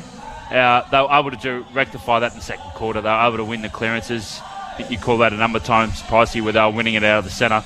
But the ability to actually lower their eyes as well. They were bombing it. They're bombing it inside forward 50 in the first quarter, which wasn't going in their favour, and they were able to get North Melbourne was able to get rebound footy and able to use the ball, and that's how they were able to get scoreboard pressure. But there was none of that in the second quarter. They certainly dominated the contest, led by Tuke Miller, but thought Noah Anderson was really, really good in the centre. I thought Will Powell on the wing, which is something we haven't seen for a while, pricey, but he was outstanding on the wing, able to just cut off a few intercept marks and bring the ball inside forward 50. Just across the ground, they were just complete dominance. And on North Melbourne's side, it was very, very flat. They'll get the ball, they'll kick it in the air, they'll kick it out of bounds in the full, they'll kick it to their opposition. There was just no spirit. There was nothing there, nothing that we saw in the first quarter. And yeah, it was just a total different side and well controlled by the Gold Coast Suns. And what was that, a 49 or 45 point turnaround and what was just a complete dominance in that second quarter. There we go, that one. 49 points chucked on to none. And when you look at it, 29 inside 50s to 5 in one quarter, that's just got to tell you, outside of everything else, the dominance of just getting the ball in there and keeping it in there. The tackles inside 50, they're just they've even got them down pat, the Suns. So what can North Melbourne do, Raph? Apart from, that was obviously they were impacted there, but we saw a lack of run there. I saw a lack of run from a midfield, and you pointed out a 3-on-8 up forward, and there was just a lack of work rate. Yeah, the follow-up, once the ball got out of their defensive 50 from North Melbourne, it just looked like everyone was staggered and very slow to move. And, I don't want to say it, but it looked like they'd burnt themselves out in that first quarter, and, the heat had hit them pretty hard. And it looked like they, played all their guns in the first quarter. And, just the work rate dropped away. They were second to the footy, like Jeff said. And then even going forward, it was just, get it away from me. I don't want anything to do with it. And they were pinged a couple of times for deliver it out of bounds, just to kicking it to no one in particular. Just because of the pressure of getting it out of their territory. And then, like we said, the way the Gold Coast, especially their half-backs and their wingers set up, they'd intercepted the ball. It hardly got past halfway for North Melbourne for a long time in that second quarter. And just the repeat entries, like you said, the number of inside 50s, they're almost 28, 29. It's just a complete turnaround. And like I said, I hope North Melbourne have, got their their energy back and their some of their fitness back and cooled down a lot. Hopefully that aircon room's helped them a bit better than it did in that second quarter, and they came out firing like they did in that first quarter. Well, that's what I was wondering. Like Brisbane, coming from Brisbane to Darwin, there's obviously a temperature change where we're about 10, 12 degrees cooler in Brisbane, so we felt it when we got here. These guys are coming from Melbourne. This is a dramatic change. We're talking 17, 18 degrees difference here. So can you be burnt out at quarter time after throwing all of your... Is that possible, Raph? I'm not sure. They only arrived yesterday. I just ran into one of the Gold Coast Suns, ladies who works, and she said they only arrived here yesterday at 1 o'clock. Right. North Melbourne. Yeah, that's a big telling fact. Yeah. I think if you're going from 4 degrees to 40 degrees, you could get here a couple of days earlier, wouldn't you? I would have thought. I know that if when we played in the Gold Coast, when we played, we went up for the days. We went up a couple of days early, even though it was. You just wanted to get to the beach. Nah, no, not us. Casino. But it was this is a massive difference. And they did. But I think the other thing too, with the Kangaroos in that second quarter, they're just the basic skills. Well, their foot skills and their handballing was horrendous. Let's be frank with why this game is being played now. There are a couple of games that are required to be played in Darwin because of the deal with the Northern Territory government, with the Gold Coast Suns having their academy zone here. Now, they were only going to play one a year, but they're playing two because they didn't get that one last year due to COVID. Yep. And then they've looked at the draw, and we get to the bye weeks and it's like, we have to get these two games out of the way. Channel 7 doesn't want to put Gold Coast and North Melbourne on at night time. So they shunt it to pay TV. There's no way that Gold Coast and North Melbourne should be playing this game at 4:30. Who didn't The turn D's up? and the Swans should be playing right now. Yep. And Gold Coast and North should be playing at night. But the nuances of the commercial interests of the AFL. Yep. Of course, everyone wants to watch Melbourne and Sydney tonight. That's what we're going to have dinner and watch your D's go around. But that's what this game should not be played at this time. At this time, at this time of year. We understand the circumstances around it, but let's be fair, Dinkum AFL. Just say no. Yeah. We cannot play at 4:30 in the afternoon in Darwin in the middle of the year. Well, so the broadcasters have won here, and that's why we're playing in conditions that are asking perhaps too much of these players. Can I just ask, if the broadcasters have won, how come they haven't shown up apart from one bloke on the boundary? I don't know. I'm just talking about the draw price. So you're talking about other areas. The funny thing with that too, it's a career path, people. Yeah. Sorry, Raph? Yeah, our main games in Darwin are played at 5:30 or 6 o'clock. Yeah, you don't start at 4:30 in the afternoon. 4 o'clock for a team that's come from 5 degrees. And like Jeff said, to turn up the day before and then have a training run yesterday, you guys are probably still getting their energy back and trying to rehydrate and get their stuff back from that yesterday. We come from southern Queensland, and it's the weather there is, we have humidity. It was humid a couple of weeks ago, really, really humid. I mean, even us stepping off the plane today, realising the heat. The difference. We're more climatised than what North Melbourne is, so it's certainly they came out and they just have a bit of poise. They just need a poise. And these mistakes are always made at the regional venues, at the clubs that don't have this biggest pull. Because it's Gold Coast and North, because it's Darwin, they just think, okay, well, we'll shunt them guys on at 4:30 because Channel 7 want to put the D's and Swans on at night. We get why they want to do it, but it's asking a fair bit of the 44 players that are out here this afternoon. Yep, certainly. But we've got a beautiful setting, and I don't mind that either. North might come from the clouds to win. Who knows? Well, it is a beautiful setting. Well, now, this is when the game should be starting, Raph. This is when the local games start. What are we about? Timing. 25 to 6 local time. And it'll almost be getting to that high 20s now. 28, 29, not your 34s, 35s. I'll check the temperature. It's handy. Pricey, second half underway. So it is Goldstein who actually got that one down, attacked forward by North Melbourne. So they've won a clearance and got an inside 50 within the first 10 seconds. Zeeble hooks it around the body, though, and slams it straight onto the chest of Jai Farah. 31 degrees, according to my app, Pricey. It's close. cooled by a degree. But the humidity's starting to go. Raph, that's what you can feel at this time of year as well. We all know, being on tropical holidays, don't we love it when it gets to the evening and the breeze picks up and a bit of the juice goes out of the day. Cocktail hour. Yeah, Ballard at full back. Kicks it out to the right half-back flank, marked by Powell. Can the Kangas find something in this second half? Absolutely steamrolled in the second term, as Powell is caught to play on and runs around, almost stationary. Taylor in the mark there at half-back for Gold Coast. Long kick to a 2-on-2 in the wing, and a North Melbourne mark taken by Walker, who's been a solid servant.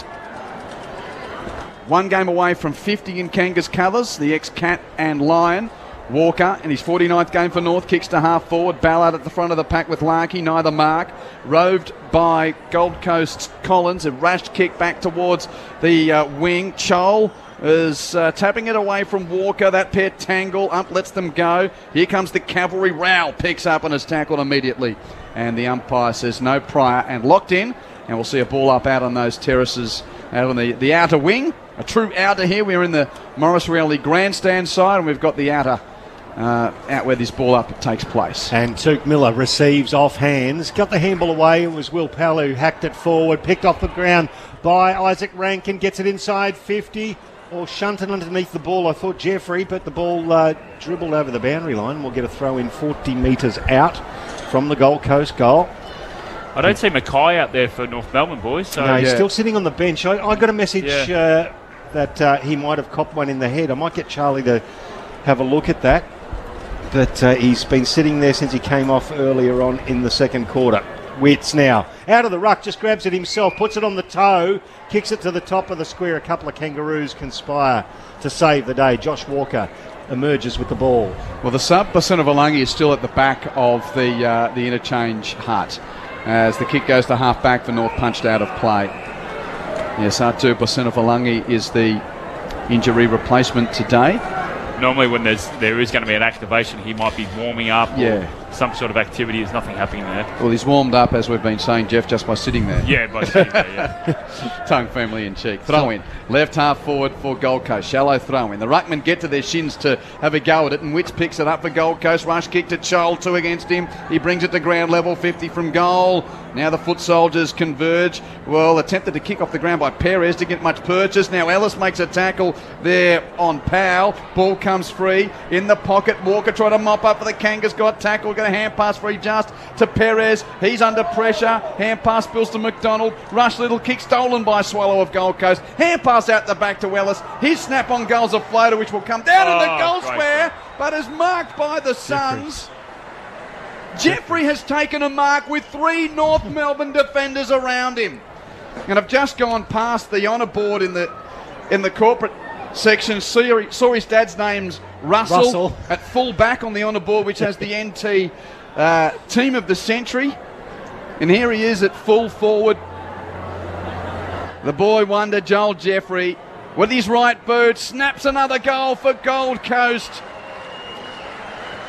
NT footy royalty, the lineage on display here at Marara as the Suns go out by 38 points, 9-11, 65 to North, still stuck on that quarter time score of 4-3-27. Almost like he had a bit of local knowledge there and used it with the reading of that floater of a ball that came in, and he picked it out of the air more quicker than anybody, and he got up there nicely and hung in the air and took a super mark. 3 on him, like we said. Now Charlie King down on the boundary. You can see Basenavalangi starting to do a few stretches. You got any word on Ben Mackay? No, but he sat there for about 10 minutes of that last quarter just looking so forlorn, and they were worried a little bit about his right knee, had a lot of bandages on it, but he didn't look well at all, so I won't be surprised if he doesn't take any part in the game. So we're back into the middle now. Rowell gets the clearance for the Gold Coast. Handball back to Miller. Just escapes the diving tackling effort of Tom Powell. Propels it forward. Powell joins him again. The ball's picked up by Noah Anderson now. He scrubs it just inside, attacking 50 to Swallow. Once again picked up by Jeffrey. Handball inboard to Holman. It bounces in front of him. Holman on the left. And that is a beauty. Nice goal assist from Joel Jeffrey, who's enjoying a little purple patch at home. And the Gold Coast Suns just keep doing it. That is 9 goals straight unanswered. 10-11-71 plays 4-3-27. I hate to say it, but if they keep going the way they're going, they're going to win by over 100 points. And it's looking ugly. That work rate there from Holman was outstanding. He was competing with that ball on the ground, not feet. He slipped over, competing the ball with Took Miller on the ground. Then the ability to run forward and get on the end of that ball to kick a goal. Outstanding work in this heat. We've done a lot of footy together, Jeff. The Suns are now on the brink of being par with their win-loss record for the first time since Little Gaz was going nuts in 2014. And, of course, Gary Ablett Jr. hurt his shoulder, and I think round 16 of that year against Collingwood. Against Collingwood, yep. And the Suns then didn't make the finals. Another centre clearance for the Suns coming up here. Miller at ground level. Hand passes to Noah Anderson. Kick to half forward in a pack. Knuckle to ground level. Chol looking likely. Couldn't pick up. Jeffrey has a go. He will pick up. He's near the boundary, 60 out. Weaves off left and right. Gets it onto his boot. Centering ball. Goldstein's in the hole. Had it fisted away from him. Simpkin tries to mop up for North. Does. Taps it out the back. Rush kick by Hayden, clears defence, but straight back to the Suns, middle of the ground. Oh, Mark not paid. Thought it was going to be paid there. Zeeble made a tackle on Farah, and the ball spills free. Picked up by Sherry. His hand pass to Curtis. 70 out, kick to full forward, and Larkey marks 40 metres out. And finally, the Kangas could get a score here with Nick Larkey to have a set shot from 40 metres out. Obviously, it must have been touch. Yeah, it must have been touch off the boot. Yeah. The boot. He must have been the only one who didn't hear it. So North Melbourne hasn't scored since Jai Simpkin kicked a goal at the 30-minute mark of the first quarter. And here we are 7 minutes into the third. And Nick Larkey must kick this goal to the southern end just to give some life for his team. Four-step approach. Nice strike on the right boot. Right over the goal umpire's hat. And the Kangas break the drought, but they're still 38 points in arrears. First goal of the afternoon for Nick Larkey. Gold Coast 10-11-71, North Melbourne 5-3-33, 7.5 third term. Looks like North's going to make their change too for the sub. I can't say his name, Q. You can say it for me. It's Vicena Valangi. Vicena Valangi is doing his warm-ups. He's got his jumper on. They're going to minus the tracksuit. It's a funny one because my brother Xavier pulled me up pretty quickly after last week's game for getting Big Chol's last name wrong a few times last. I said Chow, not Chol. Oh, that's the first thing he said to me. What do you say? Did you say? So he's listening in. Zane was on the phone to you? Yeah, but it's a surprise he was listening to me actually. So normally the bigger brother just doesn't listen in at all. That's Raph Clark with you on Grandstand AFL. Yeah, great to hear that. Umpire Glusis back in the middle. Nice bounce. Sherry got the beautiful tap down to Horn Francis, who gave it back to Taron Thomas. Kick to half forward. Good contest at ground level. North with the ball. Simpkin. Nice kick to the top of the square. Big Goldie. Spoiled by Collins. Towed off the deck there by Ballard. It's going to go out of bounds, so he will be pinged. Insufficient intent to keep the ball in. Little pocket of North Melbourne fans enjoy that one on the 50 arc. Free kick goes to Perez. Kicks it inside 50. Looking for Larkey, and offhands Caleb Graham and Sam Collins.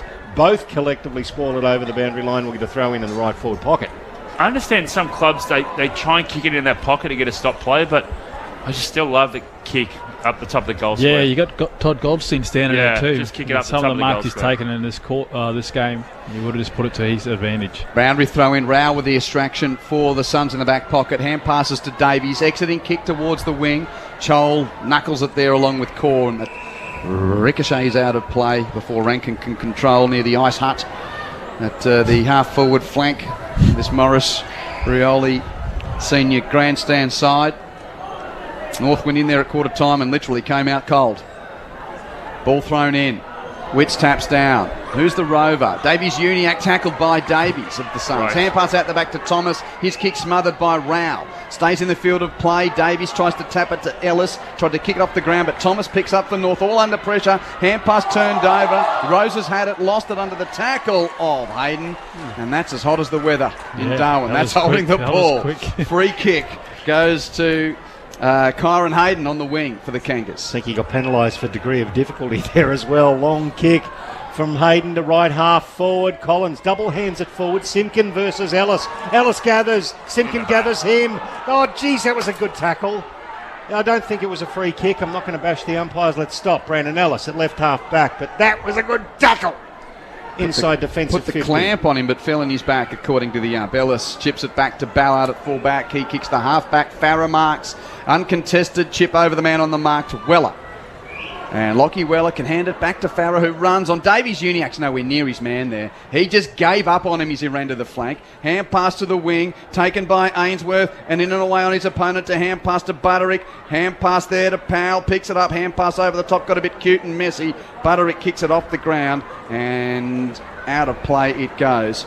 And I'm not trying to bash Luke Davies Uniacke there, but that was a sign of North Melbourne's day. They just, with intent or gas, or combination of both, Jeff. He couldn't go with Jai Farah there. Well, the Gold Coast Suns had 4 players running on a 45-degree angle. He was the only one out there helping out. It's just lack of effort there from Kangaroos. Throw in right half forward for the Suns. Wits down to Powell, who's half smothered. Taron Thomas picks it up, delivers up to Nick Larkey, a long way down. He's at centre half back.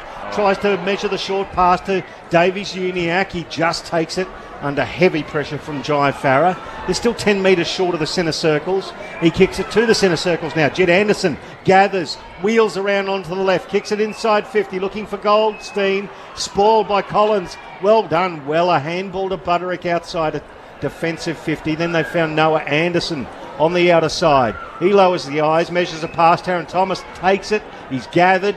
He lets loose the ball and he gives it to McDonald on the left. He kicks from the wing, back to half forward for North Melbourne. Graham leaves his man to spoil in front of Goldstein, rolled by Butterick of the Suns. Hand pass to Noah Anderson, chips off a short pass to Davies. Marks between right half back and the wing. It's Gold Coast leading by 38 points as Davies hand passes to Weller out on the outer wing. Long kick to attacking 50. Chol has to knuckle it away from Core. Then it's spiked 20 metres away by Sherry, but controlled by Anderson of Gold Coast. Tapped down to Davies. Left foot kick is poor. Back to Sherry. Picks up off the deck. 50 from the goal. He's defending. Rush kick to the middle of the ground. Turner nudged away from the drop zone by Butterick, who kicks it back to half forward for Gold Coast. Tapped on by Noah Anderson to Powell. Shakes a tackle. 60 out. Goes deep. Walker's there, though, in the last line of defence for North Melbourne to see it over the boundary line for a throw-in. I've liked Powell on the wing today. Really liked his contest. He's always been that one-on-one hard defender, but I've really loved his balance on the wing today. So we've got a throw in right next to the behind post in the right forward pocket for the Gold Coast Suns, leading this one by 38 points. 13 gone, third term. Grandstand AFL. Wits versus Sherry. Sherry got it down to McDonald. McDonald from a standing start delivers outside defensive 50. Big fist of Curtis brings it back inside attacking 50. Picked up by Took Miller. Lays one into it from 50 standing start, and there's a free kick being paid as they know. It's off hands. It will be one behind. 10, 12, 72. Plays 5-3, 33. 29 points the margin. Gold Coast leading. You're hearing it all on Grandstand AFL and ABC Sport. North with a long injection, and Larkey takes a mark for the Kangas. Good contested grab there between right half back and the wing, but no fluency to the next passage. Has to chip it short to Davies Uniacke. Takes the grab on the wing. It was North Melbourne leading by 17 points at quarter time, but they were scoreless in the second term. Suns have been dominant since then. Davies Uniacke's kick has turned over. Went rumbling back to half forward for Gold Coast and out of play. If you're just joining us, Gold Coast kicking 7-7 to North Melbourne's nothing in the second term. And so far 2-1 to the Suns in this quarter to lead by 39 points. 14 minutes played on a cooling Saturday evening here after a very hot day. From the boundary throw in, roved by North Melbourne's Powell. From half back, kick to the wing, roved by Zeeble. He's tackled but got a hand pass upfield. A hoper, which will be met by Horn Francis. He's tackled but hands it back to Taylor. Rush kick inside 50. Goldstein couldn't get there. It was touch play on. Graham marks and plays on anyway. Chips it to Butterick, and there's oodles of space for the Suns to stroll to half back as Butterick hits the mustachioed Oleg Markov. So 23-odd games for the Tigers. He tries to bite off a 45-degree kick. It was spoiled by Zeeble. The ball stuck underneath he and Jed Anderson. Markov. And the last man to peel himself up was Sam Collins. So the umpire will ball it up between centre wing commentary side and right half forward for North Melbourne. Desperate and 39 points behind as we speak. From the ball up, umpire just says we'll do it all again because Powell was tackled by Ellis for the Gold Coast and have it all happen in the same spot. Sherry versus Day. Day got it down to Greenwood. Half smothered as he got a kick away. Day goes onto the ground to gather. Swallow gives it back now to Noah Anderson. He barrels it forward. Jed Anderson gathers, was absolutely hammered by Roses. let loose the ball, and then got a free kick for holding the man. Good one-on-one contest, that. Was a good physical contact.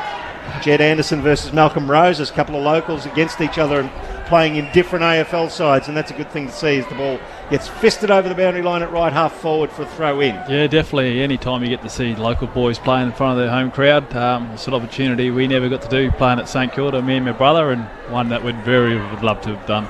Raf Clark with you on Grandstand AFL. Get a moment, Raf, at some point, perhaps at three-quarter time, to talk about whether or not Darwin's buying into the Suns Academy here as Goldstein clean possession at right half forward. Hand pass to Horne-Francis. Great pick up and spin. Swivel. Steady snap and brilliant goal from the best kid in the country last year. And here he is mixing it with the big boys. And that's why he went number one. Jason Horne-Francis. Beautiful skills off the deck. And then a swivel around the oncoming defenders. Got it to his toe in the right forward pocket. That's a nice highlight on what's looming as a tough day for North Melbourne and Darwin. And it's Gold Coast 10-12-72 to North Melbourne 6-3-39. I would be happy to claim him too, us Darwin boys, because that Francis last name is Fabian Francis. He's it's a territory name, and I know there'll be a lot of the Francis family here tonight watching him. He's like a man-child, isn't he? They come out of the system now so built and ready for AFL footy, like Matt Rowell, you see Horne-Francis, Sam Walsh, they come out and they're built like 21-year-old blokes. It's amazing. Alani Glusis, nice bounce in the middle. Rowell, as we speak of him, wins the clearance, tumbles at the centre half forward. Roses gathers, puts on the afterburners and the left foot pass. Hits Sam Day on the chest. 35 metres out, tight angle to the right, explosive pace. Anytime the ball gets near him, he just does something with it. Whether it's a tackle, forward pressure, pick it off the ground one hand and kick it to Sam Day, lace out. It's beautiful play. He's put the burners on, didn't he? Yeah. Got some toe. And Sam Day, well, he's kicked a goal since his return. Looking for his second. Will let go from 35. Tight angle to the right, though. Strikes it nicely, Sam Day. Goal number 2 for him, and another one for the Gold Coast Suns in Darwin, 11-12-78. Play 6-3-39, a 39-point lead. The didgeridoo here. That was a didgeridoo. Yeah. I wasn't used to that one. I was trying to think of a name. I've been working on that. Because the buglery-doo doesn't really work, does it? It's more of a... Sounds a bit weird. Didgeridoo. With that great Indigenous mix here in You nailed it, mate. I think you nailed it. As did Sam Day with that set shot. Gee, I mean, we all know how important Levi Casbolt's been in the absence of, the long-term injury to Ben King, but then Casbolt out, and then the Suns have got someone else to step up. As a key forward. Well, Jeff. it shows it shows the list is healthy too, Q. This is what they haven't had in the past. They haven't had that ability for someone to come in and replace them like that. But what a luxury it was just before. We saw on the interchange bench. You had Isaac Rankin come off, and you had Joel Jeffrey come on whilst Malcolm Roses is still on the paddock. That's 3 amazing little attacking forwards. Yep. Kanga's worn for the 6-6-6, so it's thrown up in the middle of the ground. Goldstein taps down, but roved by Miller of Gold Coast. Hand pass out the back to Swallow. He to Rowell. It's a Suns clearance, but they've had to go all the way back to half back to get some space. The kick now out towards the half forward flank. Ricochets off hands. Horne-Francis first to arrive and rove for North. He's under pressure from Butterick. Gets a toe around the boundary line, and it goes eventually out of play as Weller and Zeeble tangle out near a sign which says, welcome to Larrakia country. Yeah, like you mentioned quickly with Joel Jeffries, he's got that size and ability to play tall as well, so that's a more exciting factor he has. He's going to be a very versatile, dangerous weapon, isn't he? So the ball gets thrown in immediately off the hands of Horne-Francis, back over in the same spot. We're going to do it all again. Well, I was about to say that you think of Jeffrey getting in these conditions, making him feel like he belongs at AFL footy, but of course he kicked that bag in the cold at Ballarat and the wind at Ballarat. He did too. It's not like he needs a home track. No, he's doing it in all conditions. So's this bloke over his career. David Swallow. Absolute genius clearance. Dribbles one down the boundary line. Nicely picked up and a great handball straight through. Back to Powell. He's missed out on it. He's gathered now and the ball stuck underneath him and the North Melbourne player he contracted. Got tangled up with. Contacted, thank you, who Greenwood it was underneath him, and the ball stuck under. So the umpire's going to throw it up again. Goldstein versus Witts. Give that one to Goldstein. Greenwood again. Standing start, Collins, and that was really well done, I thought, by Greenwood, who gathered the ball, followed the ball down, smashed it, and Zeeble overlooks it as it goes over the boundary line for another throw in on the outer side underneath the Larrakia country sign. I can see lots of singlets out there, thongs and cold beverages held in hand. The old outer. Oh, how good is it to see an outer? I don't see anyone wearing pants though. For a long sleeve. Well, I did happen to wear jeans to Darwin. Mate, I've got a long sleeve on. I'm an idiot. I know. It's going to be cold on the flight home when we're flying home at 2 a.m. Here's Miller at right half back. He kicks it to the wing. And some of us are professionals, Jeff. Kick towards the wing is picked up by Holman. Hand passes in field. Whistle on play. It went beyond the boundary line. I think that the real big difference from the first quarter, and it certainly helped, there's a number of other key factors, but first of the ball, the Suns. You're seeing this right now. There's a lot of stop plays on that far wing. They're always in front, always ability to bring the ball to ground. Comments of former number 1 draft pick Jeff White alongside Raf Clark, our experts on Grandstand AFL. The Suns go inside 50 again. Dangerous times here for the North Melbourne defence. Tracking back was Hayden. Got the handball now over to Aidan Core. The former Giant weaves through a bit of traffic. It's a long kick to the outer wing. David Swallow was basically on his own until he was confronted by Jed Anderson, who smothered. Oh, Graham! He picked the ball up, and then Jed Anderson just thought of this as rugby league tackling practice. Well, that was blue on red, almost like blue on maroon from Wednesday night coming up. I tell you what, some State of Origin players be proud of that hit, I tell you. Now, free kick, though, he didn't have the ball, so Weller bounces to right half forward. Another injection for the Suns. Day flies, couldn't mark. Here's Basena Valangi at ground level. The sub for the Kangas. Got a good hand pass out there and booted clear by Perez towards Goldstein and Collins at the edge of the centre square. They knuckle it clear over by Larkey. He's tackled by Collins. Gave the hand pass to Goldstein, who's tackled by Rowell. Great pressure from the Suns. They're outnumbered. Zeeble comes in and he's holding the ball. Collins with the third effort there. That is outstanding from Sam Collins. Don't agree with that Jed Anderson decision either. He tackled him, the ball was dislodged. Yeah. So he's put on a nice hit for all the family who's come down to see. Collins dishes off to Weller. Low kick inside 50, picked up by Ainsworth of the Suns. Gives it to Miller, hands it back to Ainsworth. One step snap from 35 out. Won't have the penetration. Comes down on the goal mouth. Fisted away by Young. Chance for Horn Francis in the back pocket. He picks up. He's tackled by Anderson. He's hatching it. He's in trouble. He's in trouble. But the ump says no. Ball it up. He was the only one that contesting then with North Melbourne. There was 4 North Melbourne players inside their defensive 50 just walking to the contest. That's a bit of an indictment when you consider he's your 18-year-old first pick from last year. Big snap and a big chance for the Suns that came from Isaac Rankin in the right forward pocket. It's one behind. And he was the one that nearly got kicking it. Yeah, and he was the one, and he nearly smothered it.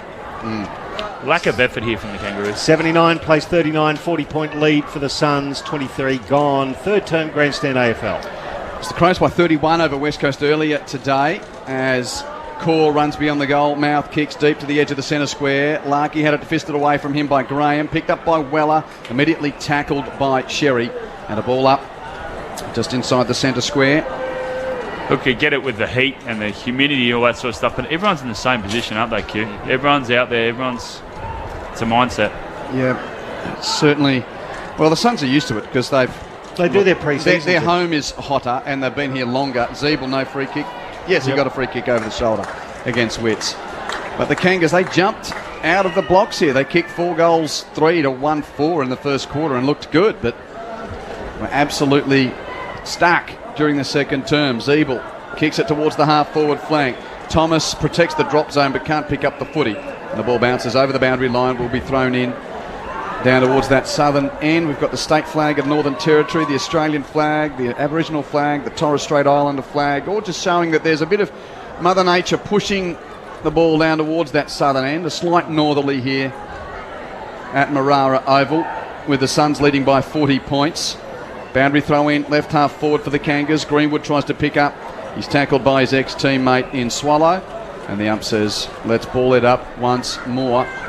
With about 4.5 minutes of playing time left in this third term. So now that, Gold Coast look like they're heading towards this victory, as the ball goes up and down, stuck underneath several players. Umpire lets it go to keep it moving. It's hacked out of there down the wing, looking for Sam Day. It was Josh Walker with him, took the ball over the boundary line. So what I was going to say, Q, is there's plenty of opportunities for it. Sorry, you go. No, it's all right. I was about to say I shouldn't have called it the state flag of the Northern Territory because it's not a state, is it? It's a territory. Yeah. Sorry about the that. regional flag of the Northern Territory. Yes, that's the one. 10, 11, 13, 79 to 6, 3, 39. Boundary throw in front of the outer. Swallow got nudged in the back and dispossessed. Picked up by Thomas of North, who bangs it with the advantage of the breeze. It goes deep to the pocket, and a North mark to Zeeble. Hands in the back. Free kick against, was it Zeeble? Yeah, I think it was, Butterick. You can see there that breeze is picking up, and that definitely carried a little bit more.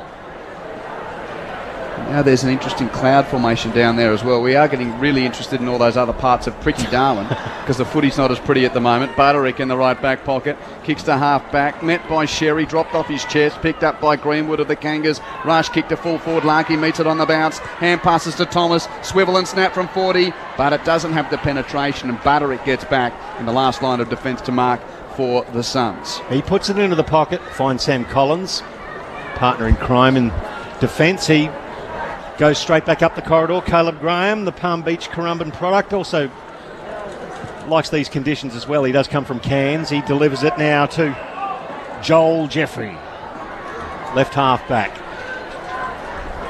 They're just playing with the ball now. 20-metre pass to Oleg Markov, who's got time enough to fumble and have a look and just gather the ball and take his time. Show some patience. Now he takes off at a 45-degree angle. It's a big kick, mostly towards the corridor. The man who had his name written all over it was Aidan Corr. To be sure. Takes the mark. Now, I still maintain I think there's something wrong with Mab Chol. He's not attacking the ball in the air like he has been over the last several weeks. Okay.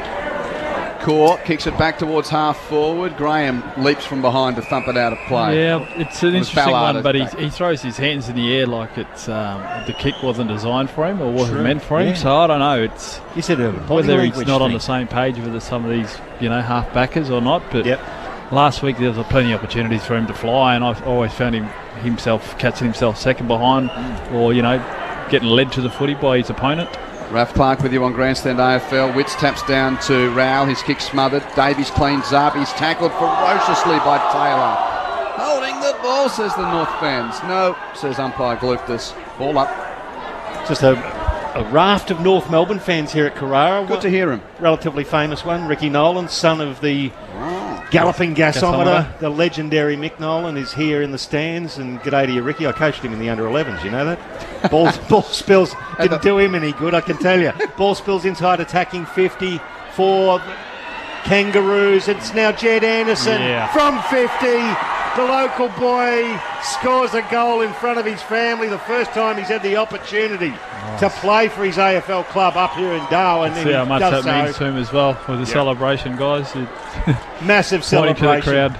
And he was a great competitor with the NT Thunder before definitely. He went to Hawthorn, then to North.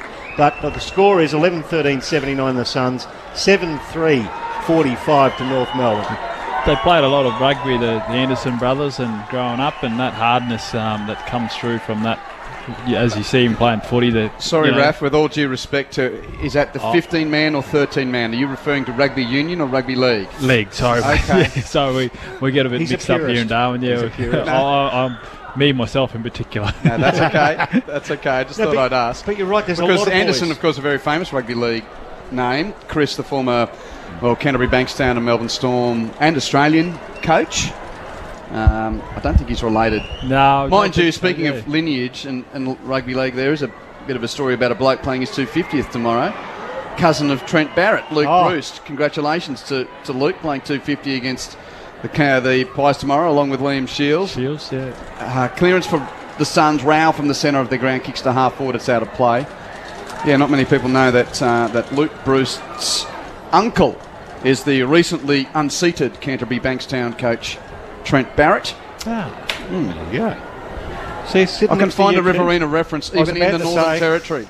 You can be in Darwin and you'll pull out a Wagga reference. There's no doubt about that. The throw-in happens underneath the main scoreboard, the big screen, and stuck underneath us several players. The umpire comes in and pulls a random free kick. It'll go to North Melbourne, go to LDU, Luke Davies-Uniacke, who's had a crack today. He's had his colours lowered in certain areas, but he's had a crack. Jai Simpkin as well just receives on the boundary. LDU kicks to the terraces where there's a lot of UDL. Oh, cute. This game better find something. Who needs Shakespeare when you got you, champ? We've got a quarter to go. Kick towards the wing. And a big pack of players. Just taking side of the wing for North Melbourne, picked up by Collins, who got taken high. And we'll get a free kick. Horn Francis, the offender. It may have been previous to Collins, Whitey. Sorry, it's going to be Butterick with the free kick. Good to see a bit of fight here from the Kangaroos, though.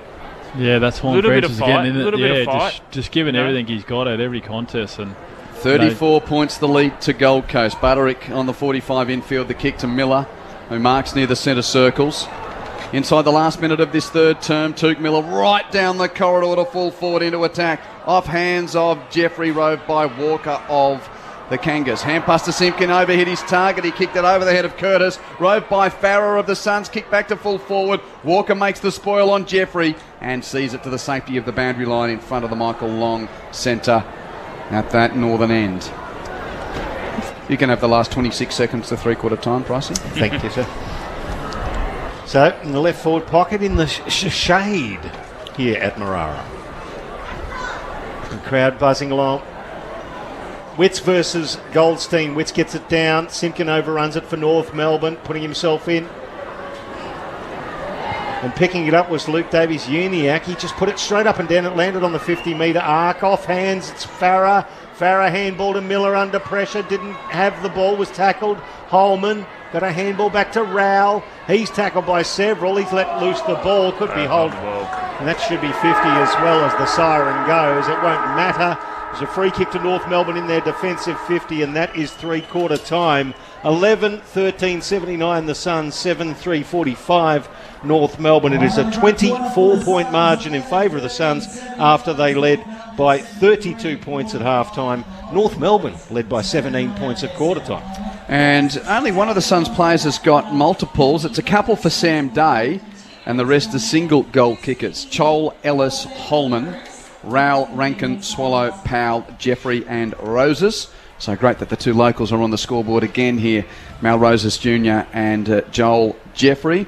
North Melbourne, they've also all single goal kickers. Goldstein, Zeeble, Davies-Uniacke, Simpkin, Larkey, Horn, Francis and Anderson.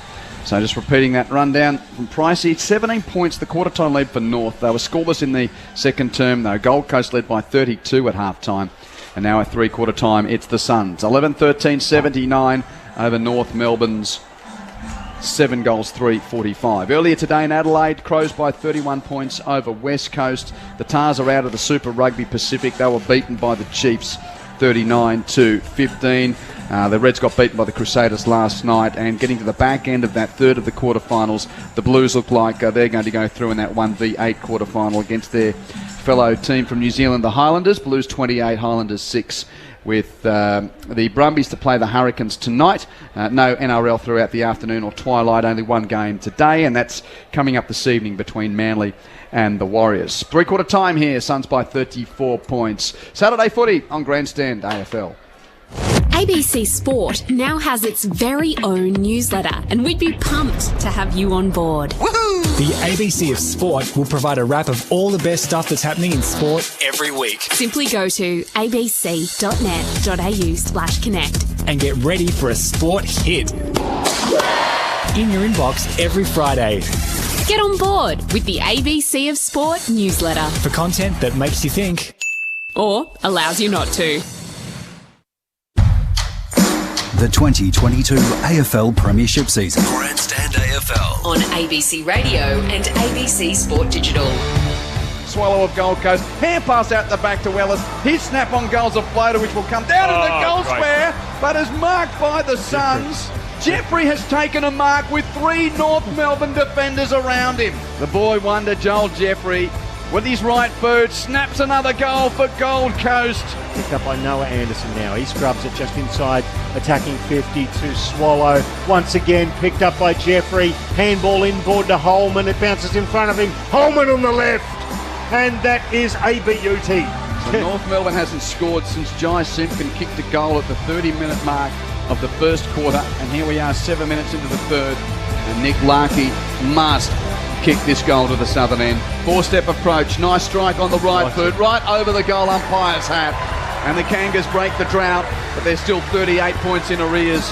Goldstein, clean possession, right half forward. Hand pass to Horn Francis. Great pick up and spin. Swivel, steady snap and brilliant goal from the best kid in the country last year. Sam Day looking for his second. Will let go from 35. Tight angle to the right though. Strikes it nicely. Sam Day. Goal number 2 for him. Ball spills inside, attacking 50 for Kangaroos. It's now Jed Anderson from 50. The local boy scores a goal in front of his family, the first time he's had the opportunity. This is the 2022 AFL Premiership season on ABC Radio and ABC Sport Digital. The Gold Coast Suns are half an hour away from being 6-6 for the first time in a long time. They haven't had that win-loss ledger at this point of the season. So good for so long. They lead North Melbourne by 34 points at three-quarter time. Quentin Hull and the team in Darwin will pick up the final term in just a moment. Well, we started the day in the rain of Adelaide. Matt Clinch, it's still 30 degrees here in Darwin at three-quarter time. I'm suggesting the wide land that we have, it's not going to be that temperature at the G tonight. No, it's not, Quentin. 12 degrees and some showers expected. So, without Stephen May, Melbourne will be hoping they can return to their winning ways when they take on Sydney from the MCG as round 12 of the AFL continues. So the streak is over. Melbourne's 17-match winning streak ended last week, going all the way back to round 20 last year, including a premiership before Fremantle were successful last week, giving Melbourne their first loss of 2022. The Demons will make 4 changes, including one late one, with Tom McDonald replaced in the selected side, with Mitch Brown coming in. Harms, Langdon and Tomlinson are also returning, and Christian Salem in for his first game since round 1 for the table-topping Demons. While the Swans had a great win last week against the Tigers, but they'll be without Lance Franklin tonight. So Blakey and Amati come in for Franklin and Roberts. The Swans had their Hall of Fame event in Melbourne during the week, and great to see a couple of Brownlow medalists for the Swans in attendance for their training run at the MCG. And Darren Creswell was also honoured at that Hall of Fame event. So the subs tonight, Toby Bedford for the Demons and Ben Ronk for the Swans. Looking forward to it alongside Andrew Mays, Adam Ramanaskas and Mark McClure and Lauren Borden on the boundary. So the Demons looking to bounce back at the MCG after you. Hope you get a good one there, Clinchy. Thank you. So Melbourne versus Sydney coming up from the MCG. 34 points the lead to the Gold Coast Suns at three-quarter time here. A breakdown of the numbers individually. Tuke Miller at the top of the pops again in his 150th game. He's got 25 possessions for Gold Coast. Butterick 21, Swallow 20. Individually for North, Davies Uniacke leading the way with 19. McDonald has 18 and Simpkin 15. Overall possessions, Gold Coast 269 to North Melbourne's 221. The inside 50s plus 27 to Gold Coast at 58 to 31. Clearances plus 7 to the Suns. The marks plus 17 to the Suns. Tackles, well, that's pretty even. 51 to 50. Gold Coast just in front in that stat. Ben Mackay subbed out of the game. And we'll just get down to Charlie King, who's on the boundary. Now, we didn't really get to see what the injury was, and of course we automatically think, is it a problem with his knee? Now I'm just watching him re-emerge from the ice hut there. He seems to be walking okay. Any further news on that you've picked up, even just what you've seen, Charlie? No, nothing that I could see. He was sitting in the dugout, but they were concerned about his knee, so I'm suggesting that's what it is. But you know, it could have been concussion, could have been a head knock, but he doesn't look a happy chappy, I can tell you that. Yeah, he just had a quick chat to Dermot Brereton as he walked past there, and he just looking at that left knee, I think he was a little ginger on it, so that's not good news on what's looming like another tough day out for North Melbourne. And this story of the Suns season is really starting to bubble now. They take care of business in the next half hour. They would have won 4 of their last 5, and they'll be 6-6 going at the break for them. And then they start the second portion of their season after the bye facing the Crows at home. So when does that buy Stuart Dew a little bit of respite from the Melbourne Mafia media? Well, I think if you put enough wins on the board, I mean, it's not going to fall off a cliff like when little Gaz got injured. No, They could lose Matt Rowell. It's not going to fall off a cliff like when little Gaz. Yeah. They've got to do before they earn predictive success. Okay, that's what I reckon. Well, let's see them. But I know what you're trying to say. Yeah. Most important stretches after the bye to about round We've seen 18, too many 19. seasons for the Suns fall away, haven't we, Whitey? Too true. We're back into the middle though. Goldstein gets it down for North Melbourne. It's slapped forward now. Gold Coast with a chance. It's picked up there by Farah. It's a long kick towards half forward. Swallow got one high. Yeah. Will receive the free kick. The thing about it, Jeff, we did Q Clash and Brisbane belted them, and it looked like it was going to be same old all over again for the Suns, but they've turned it around the last 6 weeks. Yep, they have. They certainly have. Long kick from Dave Swallow. Oh, it lands in the hands of Jeffrey from 45. He has a ping as tackled by McDonald. It goes through out of bounds on the full. It's going to be a free kick to Bailey Scott for North Melbourne in the left back pocket. And just a hint of pink hue above the trees at the southern end, and up that was in the clouds. a UFO-shaped cloud before as well. Yeah, it was weird.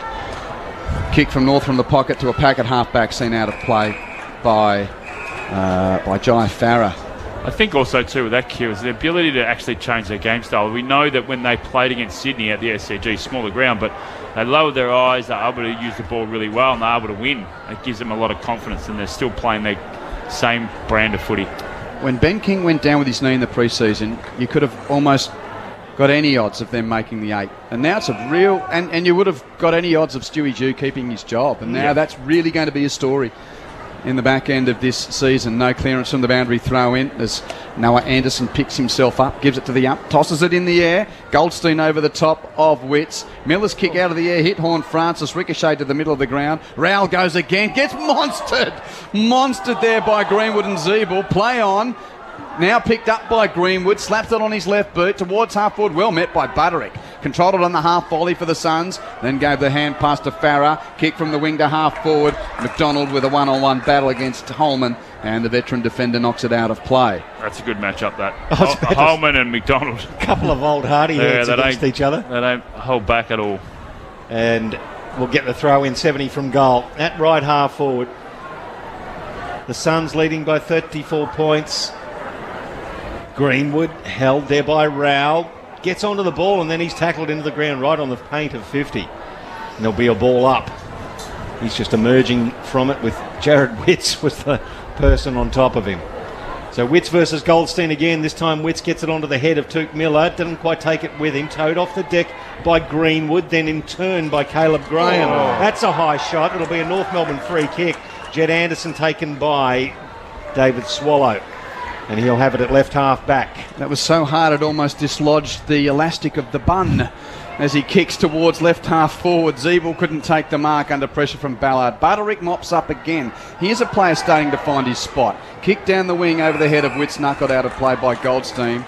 I've always liked Connor Butterick, the Gold Coast product, and just seeming to find his place now.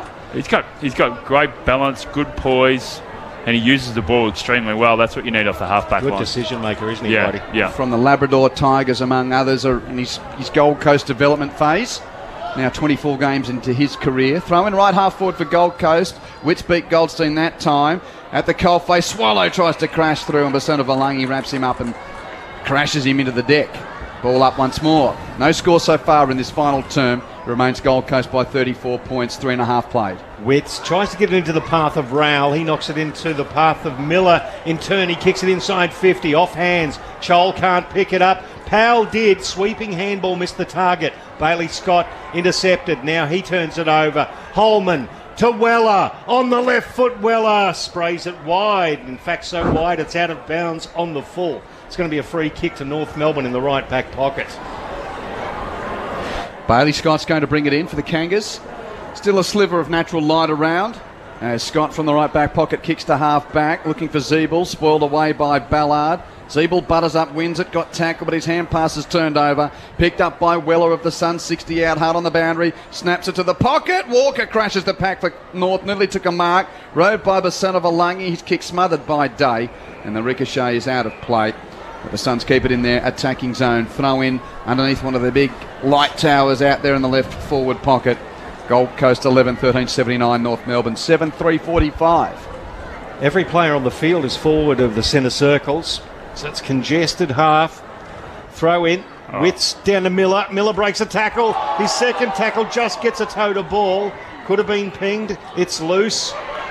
Goes back to centre half forward now. Noah Anderson from a standing start. Gets it to the top of the goal square. Good fisting effort from Aidan Corr. No, sorry, the ball came away from Hayden and now it's loose. Jeffrey. He'll have a go from anywhere. I like the way he goes about it. It goes across the face of goal. LDU sells a dummy and dribbles. Absolutely sizzles a pass and it hits Horn Francis just inside defensive 50. The North Melbourne offence will need to stroke the furry wall because the world's given them a Jeffrey today. Absolutely. And they've been in trouble from it. Here is Curtis, who kicks North Melbourne inside 50 as a rare market attack. And it's taken by Davies Uniacke. He got a push from Ballard. For those that don't know, we're starting to have fun. If you've seen Get Him to the Greek with Russell Brand. Yes, that was the reference. When life hands you a Jeffrey, stroke the furry wall. Have you seen that one, Raph?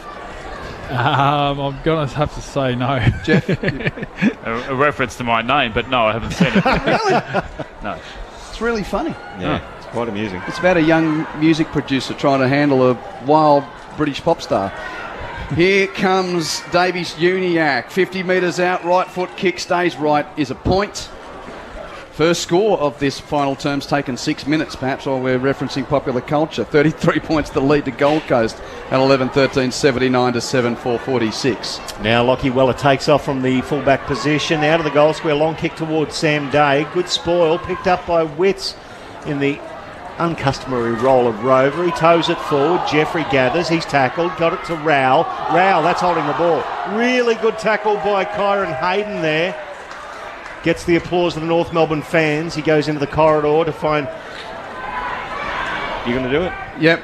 Horn Francis from the bullseye. Kicking to Goldstein. Flew over the back of Ballard. Couldn't mark. Davies Uniacke roves. He's reeled in. Got a hand pass back to Goldie. Got it to his toe. Oh, but there's a goalkeeper there. Collins right on the line. It was going through.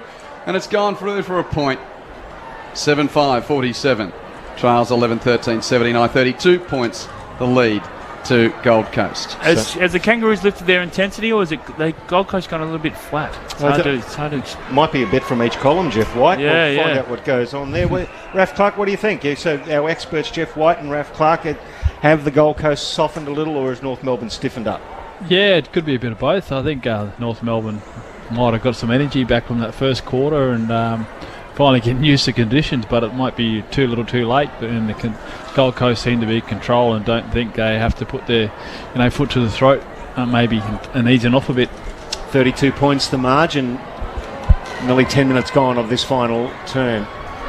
Thomas picks it up and kicks it into the head of Kane Turner. It bounces off said forward over the boundary line. We'll get a throw in at left half forward.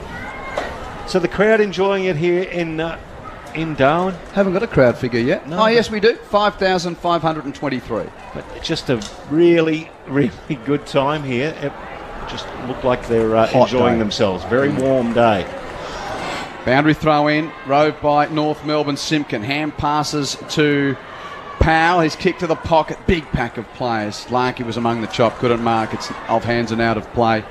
So I mentioned the Gold Coast got a bye next week before hosting Adelaide in round 14. Ooh. North have got the Giants at Docklands before they get their rest, which comes in round 14. Ooh and an R of the replay screen. Heavy collision, wasn't it? Boundary throw in. Wits and Sherry tap towards the boundary. Horn Francis keeps trying, mops up, hands it back to Sherry from 50, snaps around his body to full forward, fisted away by Farah of the Suns. Roses, tackled by Valangi. Ump says play on. Taron Thomas picks up. His hand pass went to Sherry, who lost it. Stolen by Rankin of the Suns. Has a bounce at right half back. Kicks Gold Coast towards the wing. Over the head of Farah. Knuckled away by Young. Out of play in front of Charlie King, who's been keeping an eye on things for us down there on the boundary. We'll see it thrown in once more. And what a fortnight this has been for the Suns in Darwin. They're going to leave the top end 6-6. And really set for a crack at a maiden finals berth. Boundary throw in. Basanovalangi tries to reef his way clear from Ellis and also Roses. He can't do so. He's wrapped up and we'll see it tossed in the air again. You're looking at a fairly gassed bunch of players here. Yeah, 32 odd degrees here in Darwin, 67% humidity. So Whitey, about now, they're feeling it, really feeling it. Well, there's bigger things for David Noble to answer and for North Melbourne to answer, but they're probably going to get whacked if they complain about it. But let's send the message to Docklands and AFL House. Don't ever schedule a 4:30 game in Darwin ever again. I know that there were complications from COVID and so forth, but it was just too darn hot to start footy at this time of year up here. Absolutely, and Hugh Greenwood roves the ball here, toes it forward nicely. Well, it was almost nicely picked up by Goldstein, who tried to do the very quick handball off to Jed Anderson. It's ended up in a free kick to Oleg Markov for the Gold Coast Suns. And I'm still talking Eastern time. It was a 4 o'clock start. Yeah, local 4 o'clock, time. There's no way known you should be playing football in 32-degree heat, 70% humidity, anywhere, anytime. Well, think about those conditions. If they had that at pre-season, they would cut the quarters down. Correct. Exactly. So Noah Anderson has the ball in the middle of the field to the run of Markov, who looks fresh, has a bounce, gave it by hand to Lockweller, who went to do a sidestep. He's now done his knee. He's done something, Whitey. That is dramatic. Lockie Weller has gone the big sidestep and has collapsed in a heap, still inside the centre square. The game has stopped. No. He's that done is his not right good. knee and he's slapping the deck in pain as he went to jig. straight away. Yep. Oh, God. Well, there's going to be a hold up here because the nature of the injury, we'll wait and see, but it's definitely a knee injury, the severity of which, well, certainly he's hurt. He's in a lot of pain. He's holding his right knee, and you're dead right, Q. Been in He's some slapping very the good ground in form too. frustration. Yeah, he's been in some ripper form at the moment. I was just going to say, he should have come over to block because there was a lot of space there. He didn't need to, it's in good, well in hindsight, isn't it? Well, hold Free on. kick went forward, and it was a Ben Ainsworth ball. So because the Medicab hasn't been called, they're going to continue play. No, I've pulled over it now. Well, it was a flat shot at goal away from the player, so still they shouldn't have. As long as they he might stop. not have got the distance. True that. I don't know why they took that kick on goal. I wouldn't have thought that it was sensible while the player was on the ground getting So, checked anyway. I must admit I wasn't even looking at that. Ben Ainsworth's kicked a point, has he? Yeah. Yep. So that's 11-14-80 to 7-5-47. And now all the Lockweller has got to his feet, and you don't want him to walk from the field, but unfortunately he can, which is every suggestion of the ACL function. Well, there is the crumbling of the knee, then there is the pain, and then there's the ability to use it. And he's not walking. We do see some of the ACLs where they can, that's what it's like, isn't it? Yeah. You blow the knee, you have the pain, and then you can use it, but you can't use it properly until it's reconstructed. And he's walking from the ground. Charlie King, not far from you. What are the word pictures? What can you see on his face? Yeah, terrible look. That's a serious injury, and he's getting a lot of support from the crowd as he comes off, but he's a wounded man, and that's a serious injury by the look of it. Now, I don't want to be saying it, Q, but we did talk about that earlier, about when little Gaz got injured. Would the Suns fall off a cliff? And now you've got the example in front of you. Lockie Weller, a key figure in their half-back line. This is going to test them. Create so much run and drive too from that half-back line. He helps set him up. He's a damaging user of the footy when he goes forward. He kicks a couple of goals every now and again as well. So interesting to see how they set up after this. Hopefully he's not too bad, but Lockweller in a fair bit of trouble. He's off the ground. And they'll probably inject the sub just to give Jeremy Sharp a run. So ball's in the middle of the ground. Score check here. Gold Coast by 31 points. Another injection to half forward off the knuckle of Day. Volleyball there. It comes down to North Melbourne's Hayden. Tackled off it illegally. And high by the aggressive Ainsworth. Jeez, he's laid some big tackles in that forward line. They love him down there. Kyron Hayden with the free kick at defensive 50, left half back for North Melbourne. Kicks it in the direction of Sherry, who nudges his man away from the drop zone, Davies, but then couldn't complete the mark. Off hands and out of play. Sharp's been activated. Lockie Weller has been taken out of the game. Which seems quite the obvious move. So you're right, Q. So young Sharp, Jeremy Sharp, will have a crack at the final 15 minutes of the game as we see the throw in. It was Davies who actually was in the ruck. Yeah. Got the ball down and ended up with it via Rankin. He got The handball turned over, though. It's towed forward by Dave Swallow. In fact, it was backwards by Dave Swallow. It's taken by Markov. It's going to be a long kick towards right half forward. And once again, Aidan Corr just keeping Mab Chol at bay with relative ease, and takes the mark, and it's a long kick back to the wing area. Caleb Graham with the fist. Delicate little tap down from was Kane Turner. Gave it to Taron Thomas. Now into Davies Uniacke. Turner kept running, so give it to him. He didn't get it to him quick enough. The man on the mark obstructed the ball. Davies, then Turner again. Jed Anderson for North Melbourne at the 50. He's tackled, let loose the ball, holding the agate. Opportunity missed for North Melbourne. Just some of the basics there, Pricey, just to get back off the mark. The guy can't move. The guy on the mark cannot move. Get back off the mark. Couldn't do that. Jeff White with you on Grandstand AFL as the kick back to fullback is marked by Farah. He chips to Markov. Chip and mark to Swallow. Chip and mark to Collins. Now they're out. In space at left half back, and indeed a 25-metre handball from Collins to Powell. On the wing, he chips it to Day, 60 out. This has been an untouched transfer from full back to 40 metres out for Gold Coast, and Day's mark is Rankin, and he takes the grab on the lead.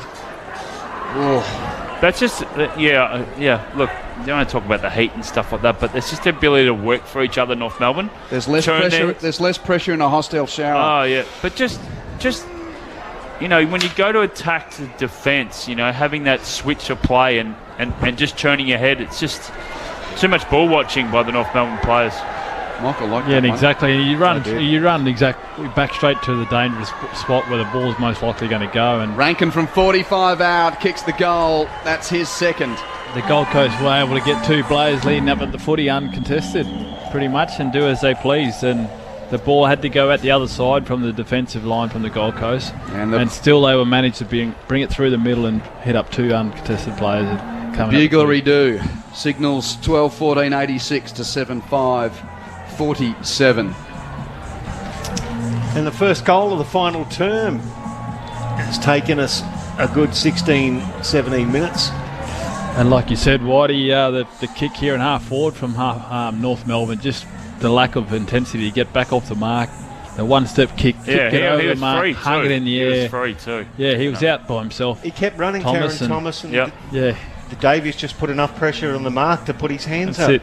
That was it. You can run either side of the mark without the bloke moving, and he decided to kick it over him still and put it in the air.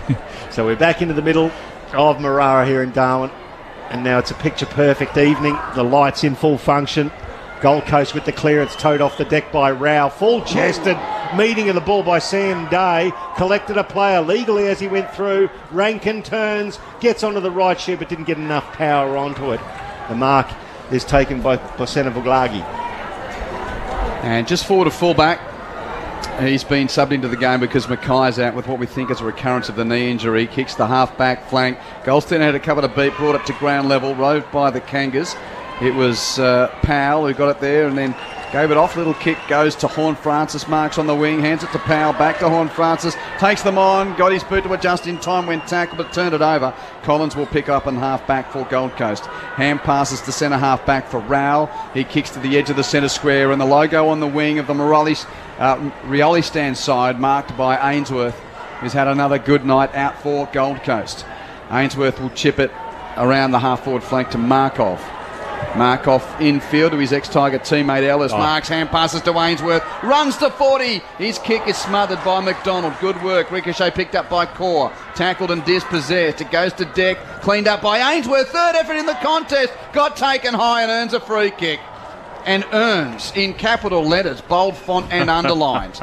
Didn't he work hard there, Ben Ainsworth? And in the third effort in that way from the wing to attack. Come away from the wing, he gets a high contact free kick, Raf Clark. That's it. He wanted the footy more than anyone in that passage of play, and the third, fourth effort, and now he gets a result. Gets a shot on goal, 20 metres out, directly in front.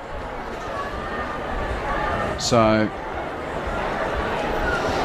Ben Ainsworth lining up for his first goal of the afternoon. He's kicked 14 goals this season, and this will give a 43-point lead to the Suns at the 19-minute mark of the final term. Strikes it sweetly on his right, didn't overhit it. caresses it through for a goal. And what a couple of weeks this has been for Gold Coast in Darwin. Beat the Hawks last week. They're going to get away with a victory over North Melbourne here, and they're going to go home for a rest with a 6-6 record, Jeff White, at 13-14, 92 to 7-5, 47. Well, since quarter time, the repeat efforts from the Suns is what stood out. There's only been two players in my mind that's happened with North Melbourne. It's been Horn, Francis, and Thomas. Their repeat efforts. That's all that's been there for North Melbourne. It has simply been that repeat. And you just said it then, Q, where Ainsworth set up that play on the wing and he was able to get that repeat effort inside forward 50 and was rewarded from the goal. So that's been the difference tonight, and that is, that's their trademark at the moment. So we're back into the middle here. Davies-Uniacke had the ball, was tackled, let loose the ball. Matt Rowell with the free kick. So the Gold Coast will get the clearance by virtue of said free kick. Rowell gets to the right of the mark, plays on. It's a long kick. The front of the pack was Jeffrey. Off front and square was a great bit of roving. What a goal was that, Alex Davies? It was. Just one touch, front and square. He had no time. Floated it through from 40. What an absolute beauty for the Suns. That's an amazing finish. Just a half a step after he gathered and hit it sweetly and going straight through the middle. And that just shows you where the ball's going to, Pricey. It's going in that V inside forward 50 that we like to call it. It's not out in the boundary line, even though it was a rush kick. Still, that's what they practice day in, day out, is the ability to get tackled, but be able to get on your boot and put it into play. And great drop of the ball. Great contest in the air from the Tools, but sensational front and centre and finish. Once again, Joel Jeffrey there, but great front and centre from Davies. How hard do we whack North today? I want to ask Raph and Jeff, just have a thought. Yeah. They kicked 4 goals to 1 in the first quarter. Tap down by Witts to Rao, clearance Suns. Rush kick into attack off hands roved by Scott of North Melbourne. He'll kick them clear out towards the wing. The kid's been a try. Horn Francis couldn't mark on that occasion, but butted up. Rao tries to make a tackle, but Davies-Uniacke comes clear for North Melbourne. From the wing, he kicks it towards the pocket. Good spoil by Collins to thump it away from Sherry. Horn Francis got there, followed up. He's still running. He could have got a push in the back. Said no. Locked under him and ball up. There's that repeat effort there, Q. He started in the centre, and now he's in the, deep inside forward 50. He's the only one that's... Zuniac's been okay, but that's it. Yeah, it's interesting, isn't it? From the stoppage, rush kick towards the pocket by North Melbourne, but it's going to be the Suns' clearance. Great there kick. by Butterick, gave to Collins. It is a good kick. Marked by Miller. And there's your work rate. On the half-back flank in his 150th. Disposal number 31, Kier. Kicks it to the wing. Hold on. 50-metre penalty against Simpkin. Well, you can't say that fitness is an issue if you've got an 18-year-old who's got no pre-seasons under his belt. That'd be the one guy that's still it's a mindset, running Q. out. It's ability to go from attack to defence, and you're getting hammered, so you're going to be defence all the time. Miller. Majority of the time.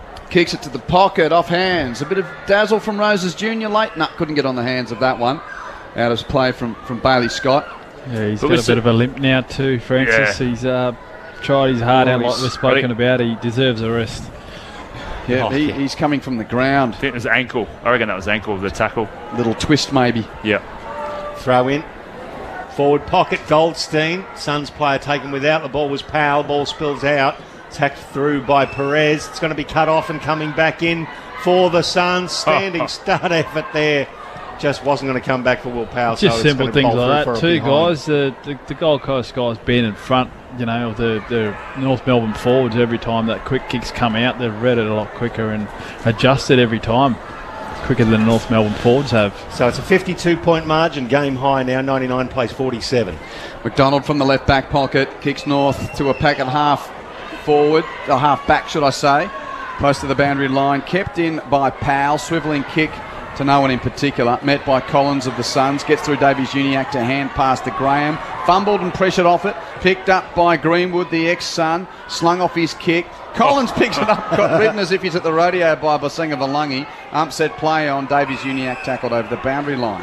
Just watching Horn Francis on the boundary line, guys, he doesn't look Doesn't look flush at all. It looks like to be a calf or possibly Achilles. He just belted up. Yeah. I mean, he's tried his heart out tonight. I like the style of a kid who's 18, 19, who just goes about it like he's been playing for 7, 8 years.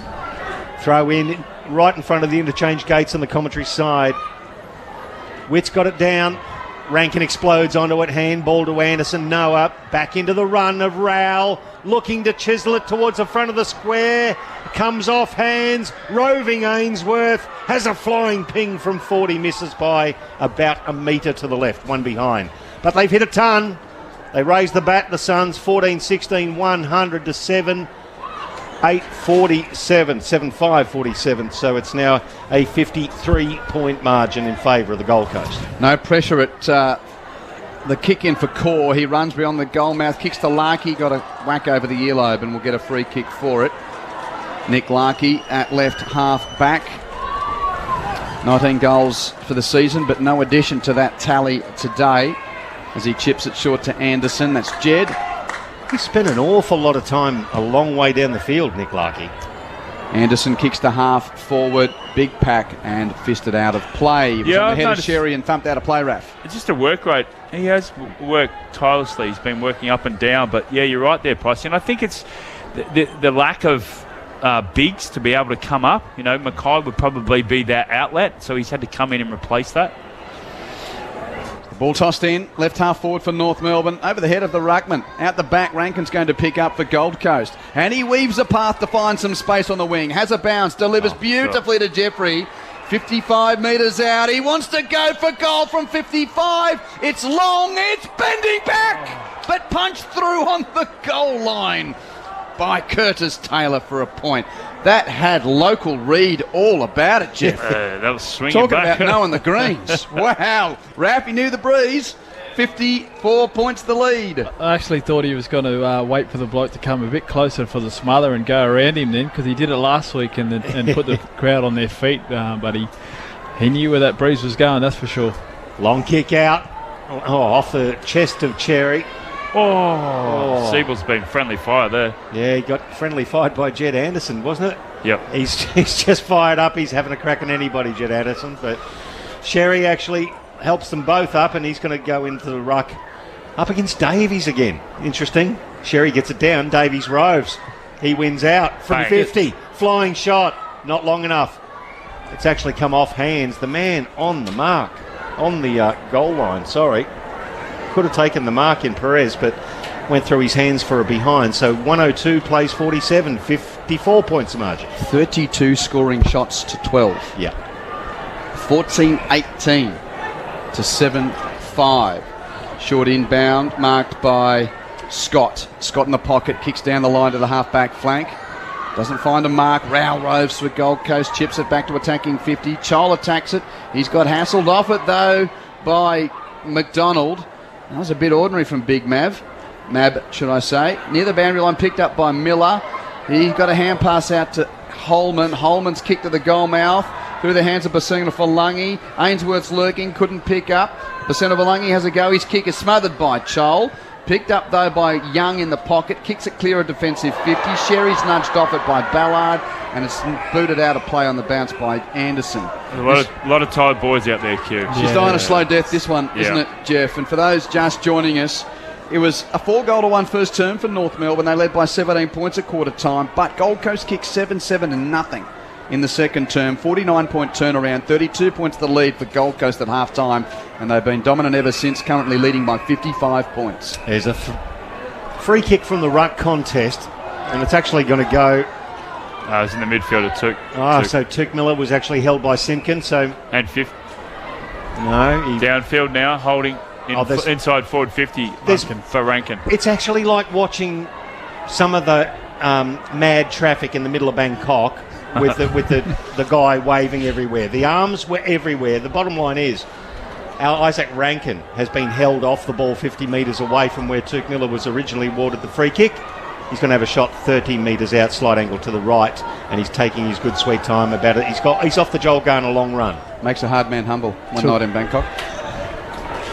The world is your oyster, Q. Isaac Rankin, speaking of, Imagine how we're going to be at 6 a.m. when we land after the red eye home. Could be anything, Isaac Rankin. Has more talent than most. Leans back on it, though. Hits the post halfway up. See, did I do a good enough job of roasting him, Ralph Clark? That's our wobbly post again. 14-19. That post has worked hard today. That's the belly dancing post at the southern end. Yep. 56 points the lead to Gold Coast. And in all seriousness, what a perfect scenario for them. A couple of weeks in Darwin, they've won 5 out of the last 6. They go to the break 6-6. And North, well, they've got the Giants next week at Docklands before they can have a mid-season lick of wounds, of which there are plenty. No. Now, there's a free kick to Graham, and Larky was on the mark, and what happened? Was there dissent? Yeah. Okay. He's putting his hands up too many times. So I thought he actually pointed to ask where the mark was. Yeah, that's what I thought too. It looked like he went to step back onto actual mark, and she caught him from moving on the mark. I want to see a replay of that because that wasn't dissent. Now we're getting close to our MCG game as well, and we've got some listeners joining us in a moment. So just hold off, gentlemen. And if you could, Caleb Graham, could you wait 19 seconds until I do the News Radio Junction? No, he's going to have a kick for goal, probably right in the middle of it. We've got to keep sharp with these things. He's never kicked a goal for the Suns, Q. This for a 62-point lead from 40 metres out. First he goal has kicked the goal. 62 points the lead. For those of you joining us on News Radio through Sydney, welcome. We're in Darwin at the moment. We're heading to the MCG shortly. We're just getting the closing stages of Gold Coast thumping North Melbourne. And a big celebration for the Suns. Caleb Graham has just kicked his first goal as a Sun. And the Gold Coast lead at 15 goals, 19-109 to North's 7-5-47. Have no fear, we will get you to the G as soon as we hit full time here, which is about 2.5 minutes away. Quentin Hull, Michael Price, Ralph Clark and Jeff White with you. North kicked 4-1 in the first quarter, but have been pumped since then. And that goal from Caleb Graham, the Palm Beach Currumbin product via Cairns. 27th game of AFL footy, and he's only ever kicked it behind, and that was his first goal. Very well celebrated as well. 109 plays 47, 52 points. 62, sorry. So 10 goals. We did mention 10 goals, and I'm going to brag about that later, Q. 10 goals, I said, was the minimum requirement for the Suns today, and they've got it job done so far. Taron Thomas in the middle of the field, chips it forward. Simpkin now for North Melbourne. To right forward pocket, big pack of players flying. Roving Jed Anderson did beautifully front and centre. It floats though to the line. Gold Coast will have the numbers and be able to get out of here. Markov takes the mark 40 metres from his own goal and wants to play on. And pass is a bit ordinary. Davies had to go to his feet to pick it up, or is that Powell? No, that's Powell. Powell, yeah. Yeah, he's got the shoulder strapping. The hair's very similar. Kick down the wing, Jeffrey juggles a couple of times, whacked away by McDonald out of play. So the other storylines in this one, Ben Mackay couldn't complete the game coming back from a knee injury. He was subbed out for North. And Lockie Weller, it was change of direction. He did his knee, and he sort of fell into a tackle as well, which made it look even all the worse. So it looks like he's done a serious right knee injury, and all the mechanisms are of the ACL because he was in pain and then was able to walk from the field. So let's hope that that's not the case, but it doesn't look good. Boundary throw in on the wing. At the back of the contest, it's a North clearance to Perez. Rush kick. Larky had to come from behind to punch away from Powell, and it's thumped out of play. Interesting as well, they've used Davies in the ruck for the last half of this quarter, and they've got Chol and both Day up forward. So I wonder where Witts, I wonder if there's something there. But oh, that boundary throw is a shocker. Recall it. Slipped out of his hand. No, they all rushed at it. Ump said, play on. We only got 90 seconds to go. Rankin picks it up. Everyone's had enough. It's been a hot, humid day, and everyone wants to find full time here. Rankin kicks the half-forward row by Day. Handy return to the seniors for Sam Day. That kicks out of bounds on the full, though. Free kick in the left back pocket. Been impressed with Powell on the wing, though. Your votes aren't going to change. I'll just quickly put it on you for your 3, 2 and 1s. Have a think about it, and if you've got them before full time, we might deliver them before we send our listeners elsewhere. Big fly from Taron Thomas at the back. Goldstein at the front. He gathers. Handball back to Thomas. Standing start, kicks it to the wing. Going back with the flight was Ballard. Well done, Anderson, though, for North Melbourne. He's tried hard all night, Jed Anderson. The ball spills. Connor Butterick. He's an exciting young player for the Gold Coast Suns, kicks it to the 222s, Goldstein and Rankin off their hands over the boundary for a throw-in. Got your votes? Yeah, I've took Miller. 3 for Miller, yeah. 3. Just work ethic all night. Yep. And especially that second quarter, took control of the game. Matt Rowell, 2 votes. Yep. And I'd really like Alex Davis tonight because he's done a bit of everything, and you can see him here racking still against Goldstein, and he's managed to kick a very special goal. You've excelled under pressure, Raf, with the time pressures there. 3 to Miller, 2 to Rowell, 1 to Davies. I reckon this is, we've said, things are different all the time you come to new places. First time we've given the votes before full time. As the kick goes towards the forward pocket for the Suns yet again. Out of play with 20 seconds remaining. And it's Gold Coast 15-19, 109, leading North Melbourne 7-5, 47. And a lot of contributors, 2 goals today, 2 goals to Rankin. Outside of that, there's a host of single goal kickers. And for North, well, it's been a pretty lamentable day out. Boundary throw in as Goldstein and Chol go at once more. Kicked out of the clearance, end up with Scott. He just hacks it to the wing, hopefully. 2-on-1 Suns with the advantage there. Graham got to it off his shoulder. It ricochets to Farah. Picks up and chips it to Holman. That'll be one of the last plays. Gold Coast is going to be a relevant story in the back half of this 2022 season. They've won both games in Darwin. They've won 5 of their last 6. I'll make it 4 of their last 5, should I say, to be 6 and 6. Suns win it 15-19, 109 to North's 7-3, 45. For those of you heading to the D's and the Swans, let's join Matt Clinch at the MCG.